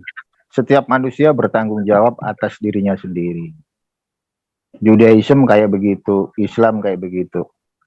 Ya saya berdoa aja buat Pak Stevi, semoga mau kan gitu.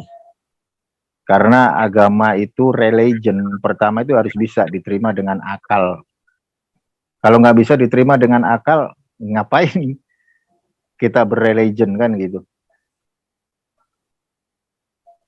Nah kayak gitu Pak. Iya Pak, iya. Tapi tadi sih gini ya, Stepi itu udah apa ya, buang dulu doktrin, buang dulu, mari kita cek. Ternyata Bro Stepi mengatakan benar juga ya, bahwa ya nggak mungkin dong Yesus dipermalukan seperti itu, nggak mungkin dong dia dimatikan di salib secara begitu. Ini di luar Iya, iman ya, ini nalar aja sebagai manusia normal, kan gitu ya. soalnya kalau di Judaism itu gini Pak, banyak orang kan yang nggak ngerti. Yesus baginda Rasulullah itu ada dalam literaturnya Judaism, tapi sebagai rencana daripada Hashem, rencana dari Hashem yang mempromosikan satu Tuhan sebagai manusia, intinya di situ. Kalau dalam pemikiran Judaism, kalau dalam Islam kedua tokoh itu nabi gitu loh, utusan. Ayatnya ada, Sefanya 3 ayat 9 yang udah dikodifikasi sama Rambam. Nah, jadi ketika Pak Stevi berpikir secara logika basic, bagaimana mungkin seorang bapak hendak membunuh anaknya demi keselamatan banyak orang? Nggak ada seperti itu. Ajaran itu bertentangan dengan Torah, bertentangan dengan Nevi'im, bertentangan dengan Ketuvim, nggak ada. Bertentangan dengan akal. Nah, Bertentangan dengan ajaran kasih. Bahkan ketika Abraham mau mengorbankan Ishak saja, Allah gagalkan dengan salah, bukan nggak gitu. Tuannya Israel itu nggak pernah mengorbankan Ishak. Siapa yang dikorbanin? Iya, maksudnya menurut pemahaman iman saya di Perjanjian Lama. Dicoba ya, ini. Ada. Tuhan nggak pernah mengorbankan anaknya Abraham, nggak pernah. Tuhan itu mengorbankan domba di situ, domba atau kambing. Kan, ketika Abraham disuruh korbankan Ishak, padahal anaknya satu-satunya, tetapi ketika pada waktu mau dikorbankan, terus dibatalkan, pada akhirnya dipakai itu domba itu. Diuji keimanannya Abraham. Makanya Abraham disebut sebagai bapak orang beriman itu, gitu ceritanya Pak. Ya, jadi nggak ada itu kan apa ya kalau saya bilang itu tafsir dari orang Kristen. Mereka berpikir bahwa Tuhan mengorbankan Ishak. Nggak ada. Tuhan itu nggak pernah ngorbanin Ishak. Tuhan itu ngorbanin domba. Jadi konsepnya Kristen terkait masalah soteriologi itu bertentangan dengan Torah, Nevi'im, Ketuvim, bahkan bertentangan dengan Islam. Islam itu jelas. Setiap manusia pribadi lepas pribadi bertanggung jawab atas dirinya sendiri. Sama kayak di Judaism. Ada yang namanya purgatori. Judaism ada. Kita nggak bisa langsung masuk ke surga. Dicuci dulu. Nggak kayak kamar sebelah ya. Kaki kotor masuk surga kan gitu. Udah Pak, nggak apa-apa. Masuk Islam aja. Islam itu agama yang benar. Harus mencari. Kalau nggak benar, Judaism itu nggak bakalan ngomong Islam itu agama, nggak bakalan. Judaism itu ngomong Islam itu adalah religion yang sangat indah dan agama yang mengedepankan monoteistik yang cukup perfect, sempurna. Jadi kalau Pak Stevi seorang non Israel kan, cuma Pak, ya, mungkin saya masih mau bertanya dengan pertanyaan-pertanyaan yang sedikit kritis ya. Tidak apa-apa. Kalau seandainya Yudaisme itu mereka maksudnya sejalan dengan yang tadi Pak bilang mengenai Islam itu, tapi kenapa misalnya saya kutip sedikit, kenapa Israel itu kenapa dia begitu sangat, dengan kata lain sangat membenci terhadap negara-negara misalnya di Timur Tengah yang seperti Arab yang mayoritas misalnya Islam. Begitu Pak. Padahal mereka Mas Andi dan host yang lainnya tolong itu yang di waiting room yang dimasukkan itu enggak. Ya, itu ini sekaligus narasi itu dapat dari mana Pak? Nggak ada loh Pak, Israel membenci, ini nggak ada. Artinya begini Pak, kalau mau dibilang memang kayak begitu, Israel kalau memang mereka mengetahui hal yang mungkin dari pola pikir mereka juga sangat tahu, mungkin mereka kenapa nggak menyatu aja masuk langsung Islam. Iya, ini saya kasih tahu. Makanya itu yang jadi pelajaran ke saya masih menyelidiki juga. Jadi Judaism kalau dibilang religion, sebenarnya bukan religion. Judaism itu tradisi warisan untuk khusus eksklusif bangsa Israel. Di luar itu nggak bisa. Jadi ketika ada someone dia mau masuk ke Judaism, dia otomatis menjadi seorang bangsa Israel. Jadi Judaism itu dia mewariskan gitu loh. Tradisi mereka itu diwariskan turun-temurun. Jadi meneruskan tradisi nggak bisa. Israel tuh nggak bisa keluar ke bangsa lain, nggak bisa. Ya hanya sampai Nabi Musa aja. Jadi nggak bisa kalau misalnya kenapa Judaism kok nggak ke Islam? Karena Tuhan sudah memberikan ajaran itu kepada Mose Rabbeinu dan itu diteruskan, Pak, turun temurun. Makanya dalam Pirkei Avot 1:1 Mose kibel Torah misine umsara liuswa liskenim. Nah itu turun temurun khusus untuk bangsa Israel. Di luar bangsa Israel nggak bisa. Makanya Judaism bilang kalau kamu non Israel lakukan Sheva Mitzvot Bnei Noah. Islam itu secara nggak langsung melakukan Sheva Mitzvot Bnei Noah. Saya kutip dari Rabbi Ben Abramson. Islam itu apa, nurnya, Pak? Apa? Itu artinya apa, Pak, yang tadi Pak sebutkan itu? 7 hukum Nuh. Oh iya. Nah, sebagai seorang non-Israel atau Goyim, saya kutip pendapat dari Rabbi Ben Abramson, Islam itu, nur, cahaya Islam itu sudah ada sejak zaman Adam.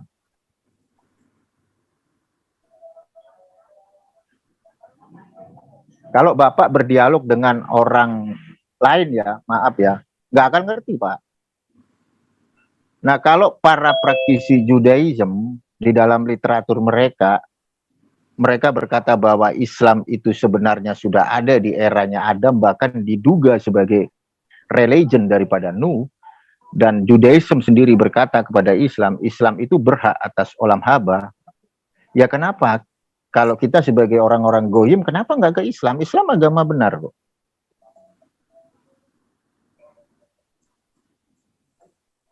Kalau masalah yang dibilang Israel bermusuhan dengan itu salah, itu keliru. Itu perspektif dari para misionaris.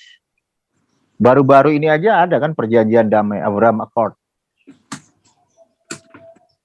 Israel berdamai dengan Timur Tengah. Beda loh sama ranah politik. Kalau ranah politik itu nggak semua Judaism itu banyak yang anti dengan Zionism, banyak. Zionism itu partai. Jadi bukan dalam ranah teologis. Politik di situ bermain.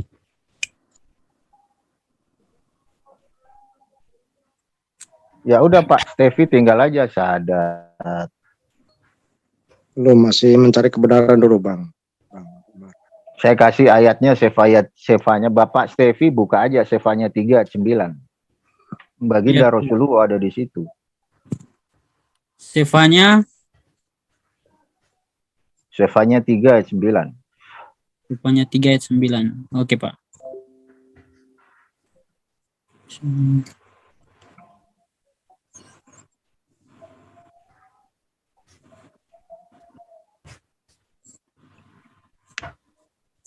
Iya.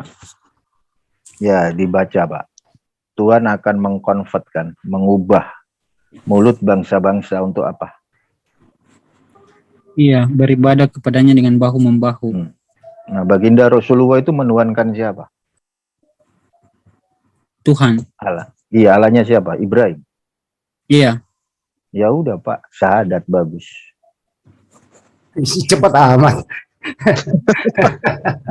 Orang lagi cari kebenaran, biar dulu Bang Umar, nanti dikira kita independen. Tidak apa-apa, maksudnya artinya begini.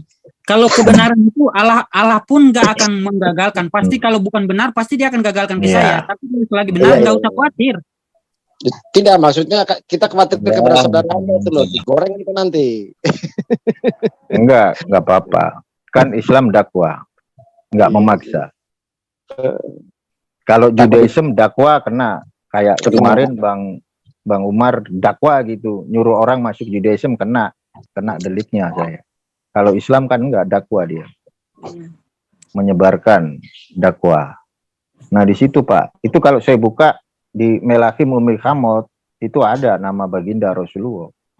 Ya, dan kalau itu misalnya Gimana? Kalau misalnya didakwa juga, maksudnya ada yang komplain juga, kecuali yang komplain itu dia yang merasa didakwa dan diajak. Tapi kalau yang merasa diajak dan didakwa itu dia happy-happy saja, malahan dia sejalan, tidak ada yang dilarang juga, yang melanggar aturan.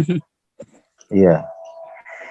Jadi kalau baginda Rasulullah menuankan Ibrahim dan akhlak daripada baginda Rasulullah mengajarkan moralitas yang benar, masuk surga enggak? Ya, 100%. Nah, berbeda Pak, berbeda gini. Seorang bapak rela membunuh anaknya demi keselamatan banyak orang. Masuk akal mana? Tidak masuk akal Di manusia. di satu sisi setiap manusia bertanggung jawab atas dirinya sendiri. Kita diberi pengajaran sama baginda Rasulullah dan para sahabat untuk berbuat kebaikan, moralitas, dan kita percaya hanya pada satu Tuhan. Tuhan yang juga disembah sama Bani Israel. Tuhannya para nabi. Makanya Tuhan Israel itu kan ketika di eranya Abraham menikah dengan Sarah. Nggak punya anak, Bang, menikah dengan sorry, Keturah. saya tanya hal-hal kritis ya. Boleh. Terus kalau seandainya yang umat Islam itu yang tujuannya pergi ke Arab untuk misalnya naik haji atau itu yang ada Ka'bah itu sebenarnya itu tujuannya bagaimana itu? Tujuannya? Ya ibadah haji, Pak. Itu ibadah haji.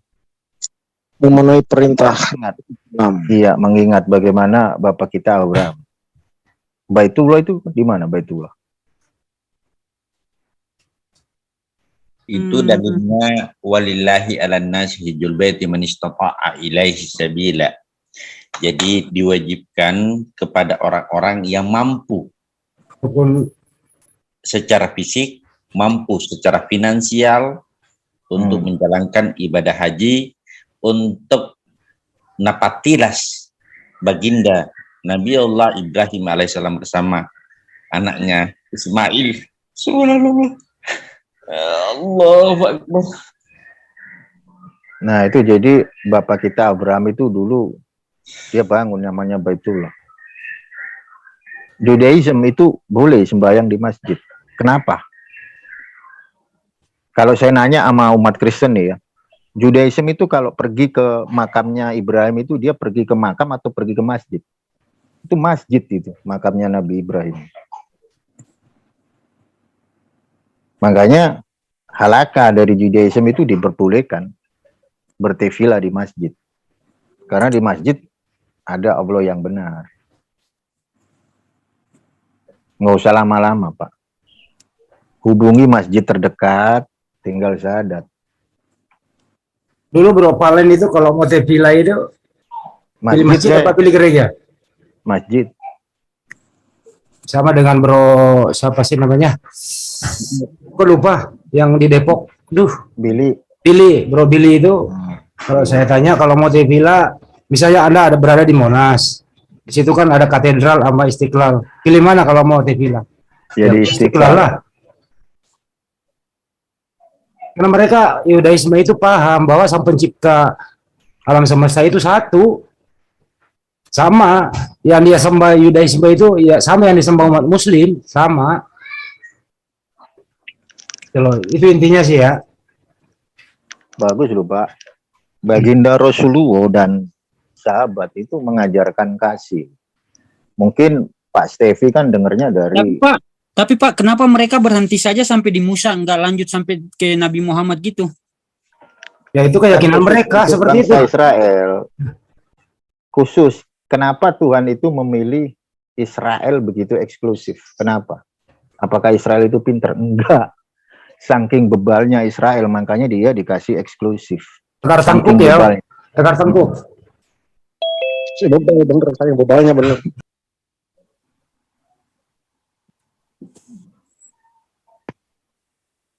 Tanya lagi, Step. Tanya apa saja terserah dah, Mas Step. Mau ada kita ini. Iya. Bebas tanya aja semua apa yang Anda jadi unek-unek. Jadi kita jadi menjadi umat muslim ya, ini saya kasih kuncinya nih. Menjadi seorang muslim itu kalau berdiskusi kita nggak pernah keringat dingin dalam menjawab. Kenapa? Kalau jawabannya sudah ada dalam Al-Quran dan hadis. Ya tinggal dikupas saja diomongin. Jadi nggak pernah sulit kita. Coba kalau teman Kristen, waduh keringat dingin menjawab pertanyaannya Anies Lebes. Itu loh Bro Step. Ya oke Bang, saya pelajari lagi nanti dulu. Ya, pelajari Pak. Sekarang kalau ada yang ingin ditanyakan, tanyakan aja. Bebas semua. Menurut Anda mau yang apa namanya tadi kritis atau apapun silakan. Nanti kita menjawab. Selama ini subhat-subhat yang dilemparkan orang tentang Islam, silakan buka. Termasuk tuduhan-tuduhan apapun itu silakan. Yang penting objektif ya bertanya. Anda nggak tahu sejarahnya Pak Umar ini ya, Umar bin Khattab nih. Bro Palen nih ya. Dulu kita di grup WA, waduh banting-bantingan. Bagaimana Bro Palen mempertahankan Kristennya dulu itu? Iya benar. Waduh, sampai keluar semua kata-kata yang nggak pantas. Agresifnya Bro Palen ini sama dengan Stepi tadinya. Agresifnya minta ampun, kok sekarang berubah kayak gini gitu loh. Keluar rekor juga ya Bang. Iya. Masih ingat zaman dulu. Bro Stepi juga gitu. Coba lihat jejak digitalnya di medsos. Membela mati-matian, asal membela, pokoknya. Nah sekarang saya heran kok ini anak kok semakin ada perubahan gitu. Dari menuhankan Yesus berhenti menuhankan Yesus. Ya tinggal dipoles dikit-dikit lah. Artinya begitu Bang, kalau maksudnya hal yang benar ketika kita mencoba untuk tantang, Tuhan akan tunjukkan kamu itu salah, benarnya yang ini loh, makanya gitulah. Kalau ajaran dari Tuhan itu simple. Ketika manusia itu mempelajari ajaran dari Tuhan, maka manusia itu bisa jawab. Jawabannya masuk akal. Masuk akal, nyantai, nggak perlu keringat dingin menjelaskan ya. Iya. Kecuali nanti diakal-akalin sama yang nanya. Susah itu diakal-akalin. Coba begini ya, di sini ada ngumpul teman Kristen 5. Anies Lebes tanya, Tuhanmu ada berapa? Semua menjawab 1. Saya tanya, siapa nama Tuhanmu yang 1 itu? 5 orang menjawab beda-beda loh. Tapi, ya. Coba di sini umat Islam tanya, ya seragam jawabannya. Coba tanya, berapa Tuhanmu? Siapa namanya? Seragam. Iya, betul. Seribu Muslim juga tetap sama. Coba kalau ada Bro Stepi tanya, Tuhan, kalau ada teman Kristen ya tanya temannya pendeta deh yang Trinitas atau siapalah. Pak pendeta sebenarnya Tuhan kita berapa sih? Ya 1.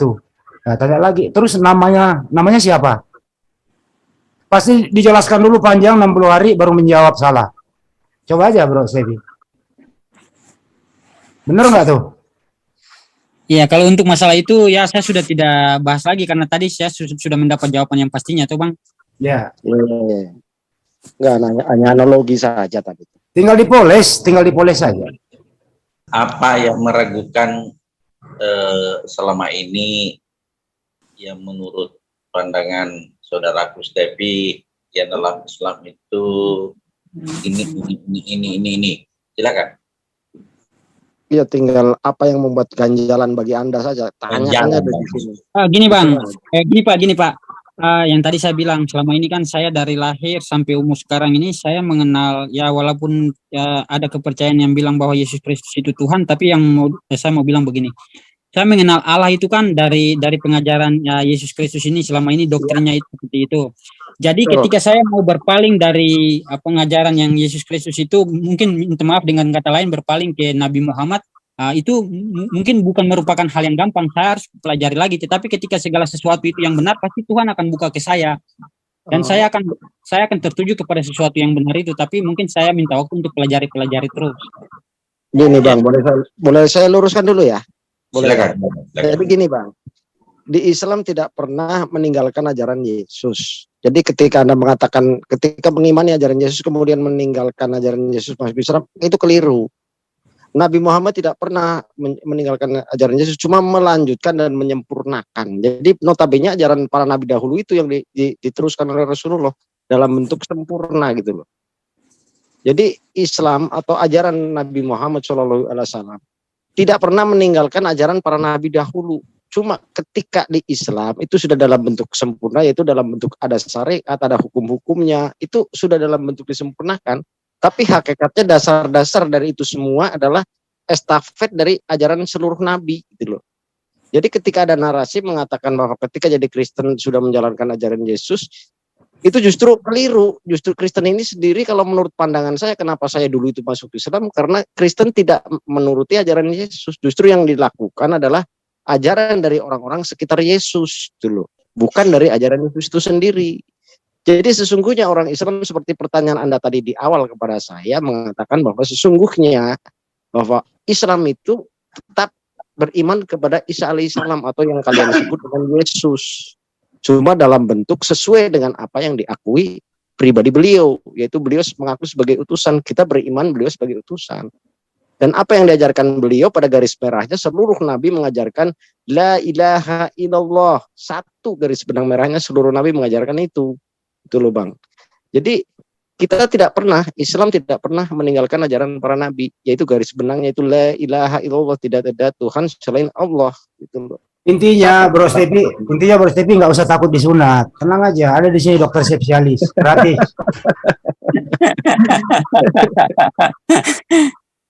Jadi Anda jangan takut ketika masuk Islam itu meninggalkan ajaran Yesus, tidak. Justru Anda lebih menyempurnakan apa yang sudah diajarkan Yesus, yang sudah ketika masa sekarang sudah ditinggalkan orang-orang di zamannya sampai sekarang. Justru orang-orang yang mengaku sebagai pengikut Yesus itu tidak pernah menjalankan ajaran Yesus.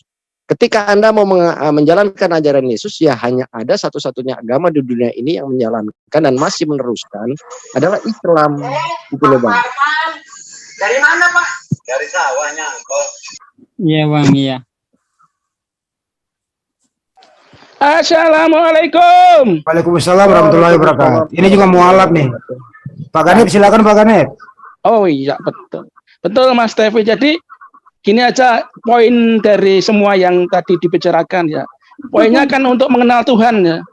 Benar enggak itu Allah itu Tuhan benar enggak, gini yang sederhana untuk mencari Tuhan yang benar gini.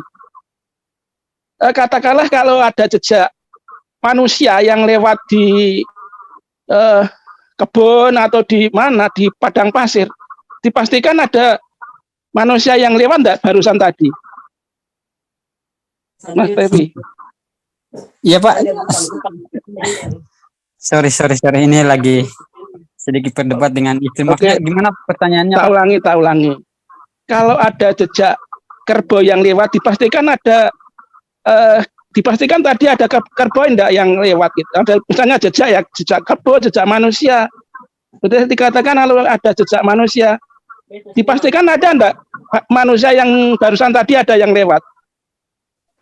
Iya, dari jejak. Nah, itu dikembalikan ke alam raya ini seperti bumi, matahari, seisinya ini, ya kan? Kok seperti ini? Berarti ada yang buat lah. Yang buat itulah Allah sendiri gitu, untuk mengenal Tuhan begitu mudah gitu kok. Tadi saya mendengar suatu tafsir yang sangat bagus dari Mas Tevi itu. Ini orang-orang di sini, sebentar. Ini orang-orang di sini pada ngumpul mantan penyembah Yesus nih. Ya, saya mualaf sudah lama sih, sudah 14 tahun. Saya tapi juga ilmu saya masih cetek. Assalamualaikum. Waalaikumsalam warahmatullahi wabarakatuh. Mungkin saya mau tanyakan pengalaman dari para mualaf itu, maksudnya ada hal-hal apa saja sih? Soalnya jangan sampai yang mungkin disambar petir oleh Allah begitu, dibikin supaya jadi pegangan yang kuat buat saya bahwa itu memang betul-betul dari Allah. Minta maaf ya saya kelakar pertanyaannya begini. Enggak apa-apa Pak, itu wajar. Saya pun mengalami seperti itu. Kalau disambar petir ya nggak mungkin masuk jumlah. Ya, tapi kan ya makanya gini kalau saya pengalaman saya ya awal-awalnya gini. Ini sebelum mualaf ya, cuma 10 tahun sebelum mualaf saya berpikiran begini, saya takut mati gini. Dalam hati takut mati gini. Saya kalau mati kan tidak ada dalilnya di keselamatan di Nasrani kan. Kalau di Muslim kan jelas dalam arti keselamatan jelas. Nah, itu yang menjadikan saya takut karena setelah baca kan dalilnya kalau orang kafir jelas masuk neraka kan, padahal masuk neraka kan diuraikan lagi itu neraka. Yang sederhana aja, yang neraka yang paling jelek ya. Neraka itu kalau orang kafir kan minumnya air nanah lah kan, minum air nanah kan saya bayangkan mengerikan. Nah, itulah yang menjadikan saya takut mati gitu. Iya, soalnya Itu. Pak, ini kan ya maklum lah kalau kita Pak tahu sendiri kan kalau kita orang Ambon, apalagi istriku juga Ambon, ini makanya ada suara-suara yang nggak apa-apa. Minimal Mas Tevi monitor dari seperti ini kan membuka cakrawala baru gitu loh. Yang tadinya belum menerima informasi yang benar, ya kan? Sekarang kan mendapat informasi yang jelas dari teman-teman Muslim kan. Yang kan selama ini Mas Tevi tahunya kan hanya Kristen doang kan, nggak dapat informasi sebenarnya dari Islam itu seperti apa kan nggak tahu. Nah kan sekarang membuka wawasan Mas Tevi, oh ternyata Islam seperti ini begitu. Nah, kalau pengalaman saya begini ya Bang Stevi. Kalau menurut pandangan saya sekarang, Kenapa open cam? Tutup aja camnya. Oh iya. Ya. Kalau menurut pandangan saya sekarang itu ya, itu kenapa mereka masih kukuh di dalam kekristenan dengan berpegang kepada Bible, sementara banyak orang yang mengaku ketika mendalami Bible itu kemudian masuk Islam. Jadi saya memandang mereka itu membaca Bible itu dengan membolak-balik makna. Seperti kita tahu bersama, kalau Anda masih Kristen sekarang pasti tahu sesungguhnya Yesus alaihissalam atau yang kalian sebut dengan Yesus Tuhan itu dalam mengajar 3 tahun itu banyak sekali menggunakan kata metafora, di mana kata ini tidak bisa dimaknakan dengan makna harfiah. Lah, kenapa kemudian mereka saya katakan keliru dengan memahaminya? Karena mereka memahaminya dengan makna harfiah. Seperti Anda tadi mengatakan bahwa ketika aku mengenal Tuhan itu dari ajaran Yesus, itu sangat benar. Makanya ketika itu Yesus mengatakan kepada muridnya yang mengatakan, sekian lama kamu bersama-sama aku, kenapa kamu bertanya demikian? Kalau kamu melihat aku, kamu melihat Allah. Itu sebenarnya seperti yang kamu sebut itu tadi, Bang Stevi. Arti maknanya seperti Anda yang katakan tadi. Ketika Anda mengenal apa yang diajarkan Yesus, itu Anda mengenal Allah. Karena apa? Yesus mengajarkan tentang Allah kepada orang-orang di sekitarnya, orang di dekat dia. Makanya ketika Anda melihat Yesus, Anda teringat dengan apa yang diajarkan Yesus tentang ketika Yesus mengajarkan Allah kepada orang-orang ini, gitu loh. Itu sudah makna hermeneutik, walaupun Anda tanpa sadar mengatakan bahwa aku mengenal Allah itu dari apa yang diajarkan Yesus. Anda tidak sengaja tadi mengutip kalimat yang Yesus katakan bahwa ketika kamu melihat saya, kamu melihat Allah. Itu makna hermeneutik itu.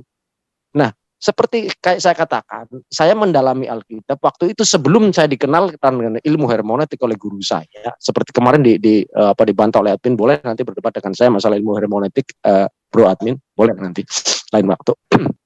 Nah, ilmu hermeneutik ini adalah sebuah ilmu di mana untuk memahami Bible dengan makna yang sesungguhnya. Di mana di sana banyak ada kalimat-kalimat yang sesungguhnya ada narasi kronologi, ada narasi asbabul nuzul istilahnya kalau dengan bahasa Islam, ada kondisi tertentu, terus ada narasi harfiah, ada narasi metafora, di sana harus dipahami. Oke, Nah, Pak Sugito, jangan ya, terlalu panjang dulu. Jadi gini persiapannya Bro Stevia. 1, ya berhenti menuhankan manusia. 2, jangan makan babi lagi yang dilarang-larang zaman dulu tuh. 3, segera disunat. Itu dulu, kayak ini perintah loh, ini perjanjian kekal itu dulu. Kemudian selanjutnya terserah Anda. Yang penting memenuhi syarat itu dulu. Jangan disunat karena kesehatan, disunat karena perintah, ya. Tidak makan babi karena perintah. Itu dulu. Yang singkat-singkat aja dulu. Gimana Bro Stepi, bisa nggak ngikutin arahan saya dulu nih, permintaan saya nih sebagai teman nih. Gimana Bro Stepi? Oh iya. Agak mana Bro Stepi? Robot tadi, Bang. Stepinya masih ada nggak? Mana dia anak nih? Taruh. Jangan terpental kali. Waduh, terpental. Tunggu, tak telepon dulu. Lanjut. Jadi maksud Bang Hendy sebenarnya gini Bang Hendy, karena beliau masih duduk di sebelah sana, spesifikasinya mending menggunakan Yohanes 13:15. Jadi kalimatnya begini. Jadi sebab aku memberi teladan kepadamu supaya kamu berbuat sama seperti apa yang aku lakukan. Jadi mending mengikuti apa yang Yesus lakukan. Ketika Yesus tidak makan babi, ikutilah beliau. Ketika Yesus sunat, ikutilah beliau. Dan ketika Yesus melakukan sujud, yang itu nanti lagi dulu. Itu aja dulu, yang simbol-simbol dulu. Ketika ya, ini ada WA dari Stevi. Maaf ya Bang, saya enggak bisa lanjut. Bla-bla, saya nggak usah kasih tahu alasannya, internal keluarga. Mohon doakan saya, dengerin dulu, saya ulang. Maaf bang ya, saya nggak bisa lanjut, bentrok dan bla bla bla dengan keluarga. Bentrok internal lah, ya, seperti tadi saya nggak boleh ucapan itu di sini. Maaf ya, mohon doakan saya supaya benar itu tersingkap. Pertentangan yang kuat dan berat sekali bang. Maaf sekali buat semua ya, gitu. Itu WA-nya ke saya. Itu saya alami itu bang. Saya paham sekali, saya alami seperti beliau. Waktu jadi, itu saya alami. Jadi banyak faktor yang membuat, terutama faktor keluarga. Ya. Intinya ini. Wah ini nih ada nih. Waduh, sama-sama. Aduh, apa saya ngomongin ya? Nggak enak nih. Masalah keluarga nih. Ya, nggak usah saya bicarakan di sini ya. Ya. Intern dia. Jangan dulu Pak Sugito, kalau saya ngomong jangan ditiban juga. Maaf. Saya ngomong dijawab. Aduh, selesai dulu biar ada momennya gitu loh. Maaf. Supaya benar itu tersingkap, pertentangan yang kuat dan berat sekali bang. Maaf sekali lagi semua ya. Sama-sama bla bla bla. Bahkan ada, ini agak intern keluarga, saya nggak usah bicarakan di sini. Kira-kira begitu. Jadi agak ada dua faktor keluarga dan faktor membaca Bible. Ini yang menjadi pertimbangan dia. Tapi yang jelas kita beri apresiasi kepada Stevi. Tadinya menuhankan Yesus, itu langkah pertama, tidak menuhankan lagi. Ya tinggal dipoles-poles saja. Mudah-mudahan beliau ada kesempatan bisa berjamaah bersama kita lagi. Tapi insya Allah kita doakan Stevi, semoga bisa menemukan kebenaran di luar sana. Ya tidak menutup kemungkinan beliau dapat hidayah kembali di sini langsung minta bersyahadat, kan begitu ya? Itu harapan. Lanjut. Saya pernah alami hal demikian. Saya paham apa yang belum terjadi. Sebaiknya memang tidak bisa dibahas ya. Biarkan beliau nanti untuk melakukan sesuatu halnya untuk sendiri.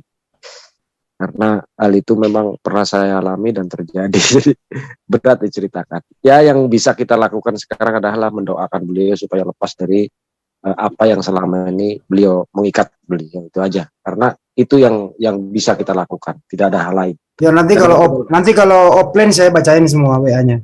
Iya. Kalau offline nggak bisa disiarkan. Ini sebenarnya sih nggak Stevi mengatakan jangan disiarkan, tapi saya sebagai teman tentu tidak semua harus disiarkan ya. Iya.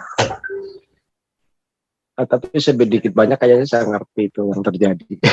Mudah-mudahan tidak sama seperti saya. Mudah-mudahan. Seperti kata saya tadi ya, kita hanya bisa bantu beliau berdoa saja.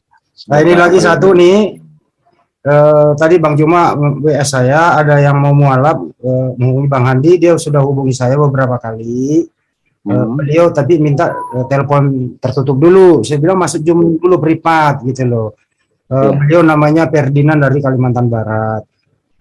Ya mudah-mudahan beliau kalau Mas Ferdinand yang sedang sakit atau apa ya silakan masuk Zoom aja. Saya itu orangnya itu nggak mau berbicara kalau hanya berdua. Ada saksi satu gitu loh. Ya, minimal kalau mau saya bawa ke ruang admin, ada saksi satu yang mendengarkan. Iya. Kalau perlu ada teman Kristen juga yang ikut mendengarkan gitu loh. Saya kalau berdua saja, saya bukannya apa-apa, nanti saya dianggap mempengaruhi Anda gitu loh.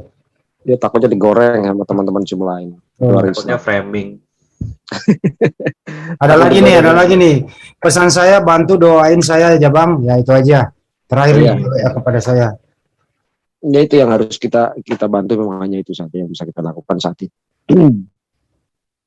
Saya balas, oke, tetap semangat. Oke, lanjut. Bang Andi. Siap, Om. Itu domisilinya di mana itu? Dia berasal dari Ambon, sekarang di Papua, Jayapura, Om. Waduh, beratnya itu. Berat di daerah situ, berat daerah sini termasuk berat kalau ada hal-hal demikian berat. Jadi saya paham apa yang terjadi di sana, saya paham. Jadi kita diam dulu, kita bantu doa aja. Itu yang benar, doa kita panjatkan semoga dia mendapat cepat hidayah. Nah, itu Papuanya di mana Papuanya Bang Andi? Jayapura. Jayapura. Apalagi di Jayapura. Waduh, kental semua di situ. Oh, oke, live ini ya, Bung.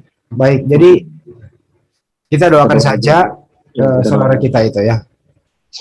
Tapi kalau masih sepanjang dia masih mau intens komunikasi dengan saya, berarti ada sesuatu yang dia tanyakan kan gitu.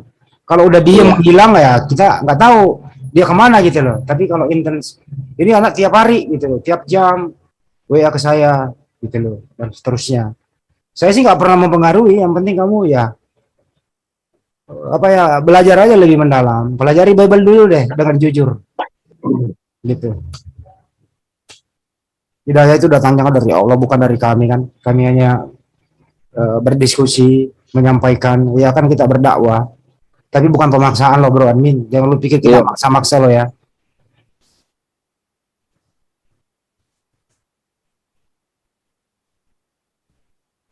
Kalau beginian nih banyak yang ingin bicara nih. Lu gak tambunan masuk, keluar lagi.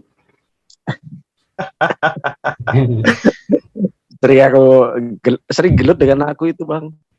Udah tahunan sampai ngamuk kalau ngobrol dengan saya. Kakinya terbuat dari tembaga. Astagfirullahaladzim. Ya Allah, nunggangin apa bang? Atau ini udah selesai, kita tutup dulu season kali ini ya. Iya. Tutup dulu, baru kita sterilkan dulu, baru saya akan membacakan semua apa yang di WA ke saya Stepi ini. Ini agak penting sekali nih. Iya. Terima kasih buat teman-teman semua yang ada di Legit. Sekian dulu obrolan santai bersama Stepi Popilaya. Di sana tertulis Stepi Jerry. Semoga saja ini menjadi atensi buat kita semua bahwa dilarang menyebarkan agama kepada orang yang sudah beragama. Tapi kalau beliau masuk untuk berdiskusi, itu bukan penyebaran namanya. Ini hanya dakwah, sharing, dan diskusi gitu loh. Karena di dalam agama Islam itu tidak ada paksaan memeluk agama Islam. Itu kira-kira intinya. Semoga kedepannya kita doakan Bro Stepi bisa menemukan kebenaran dari dirinya sendiri. Apa itu ya? Hidayah datang. Kalau hidayah datang ya pasti benar ada. Itu kira-kira. Terima kasih buat semuanya. Kita diskusi lagi dengan topik yang berbeda. Selesai dulu di sini. Mohon maaf atas segala kekurangan. Wabillahi taufiq wal hidayah. Assalamualaikum warahmatullahi wabarakatuh. Sampai jumpa. Waalaikumsalam warahmatullahi wabarakatuh.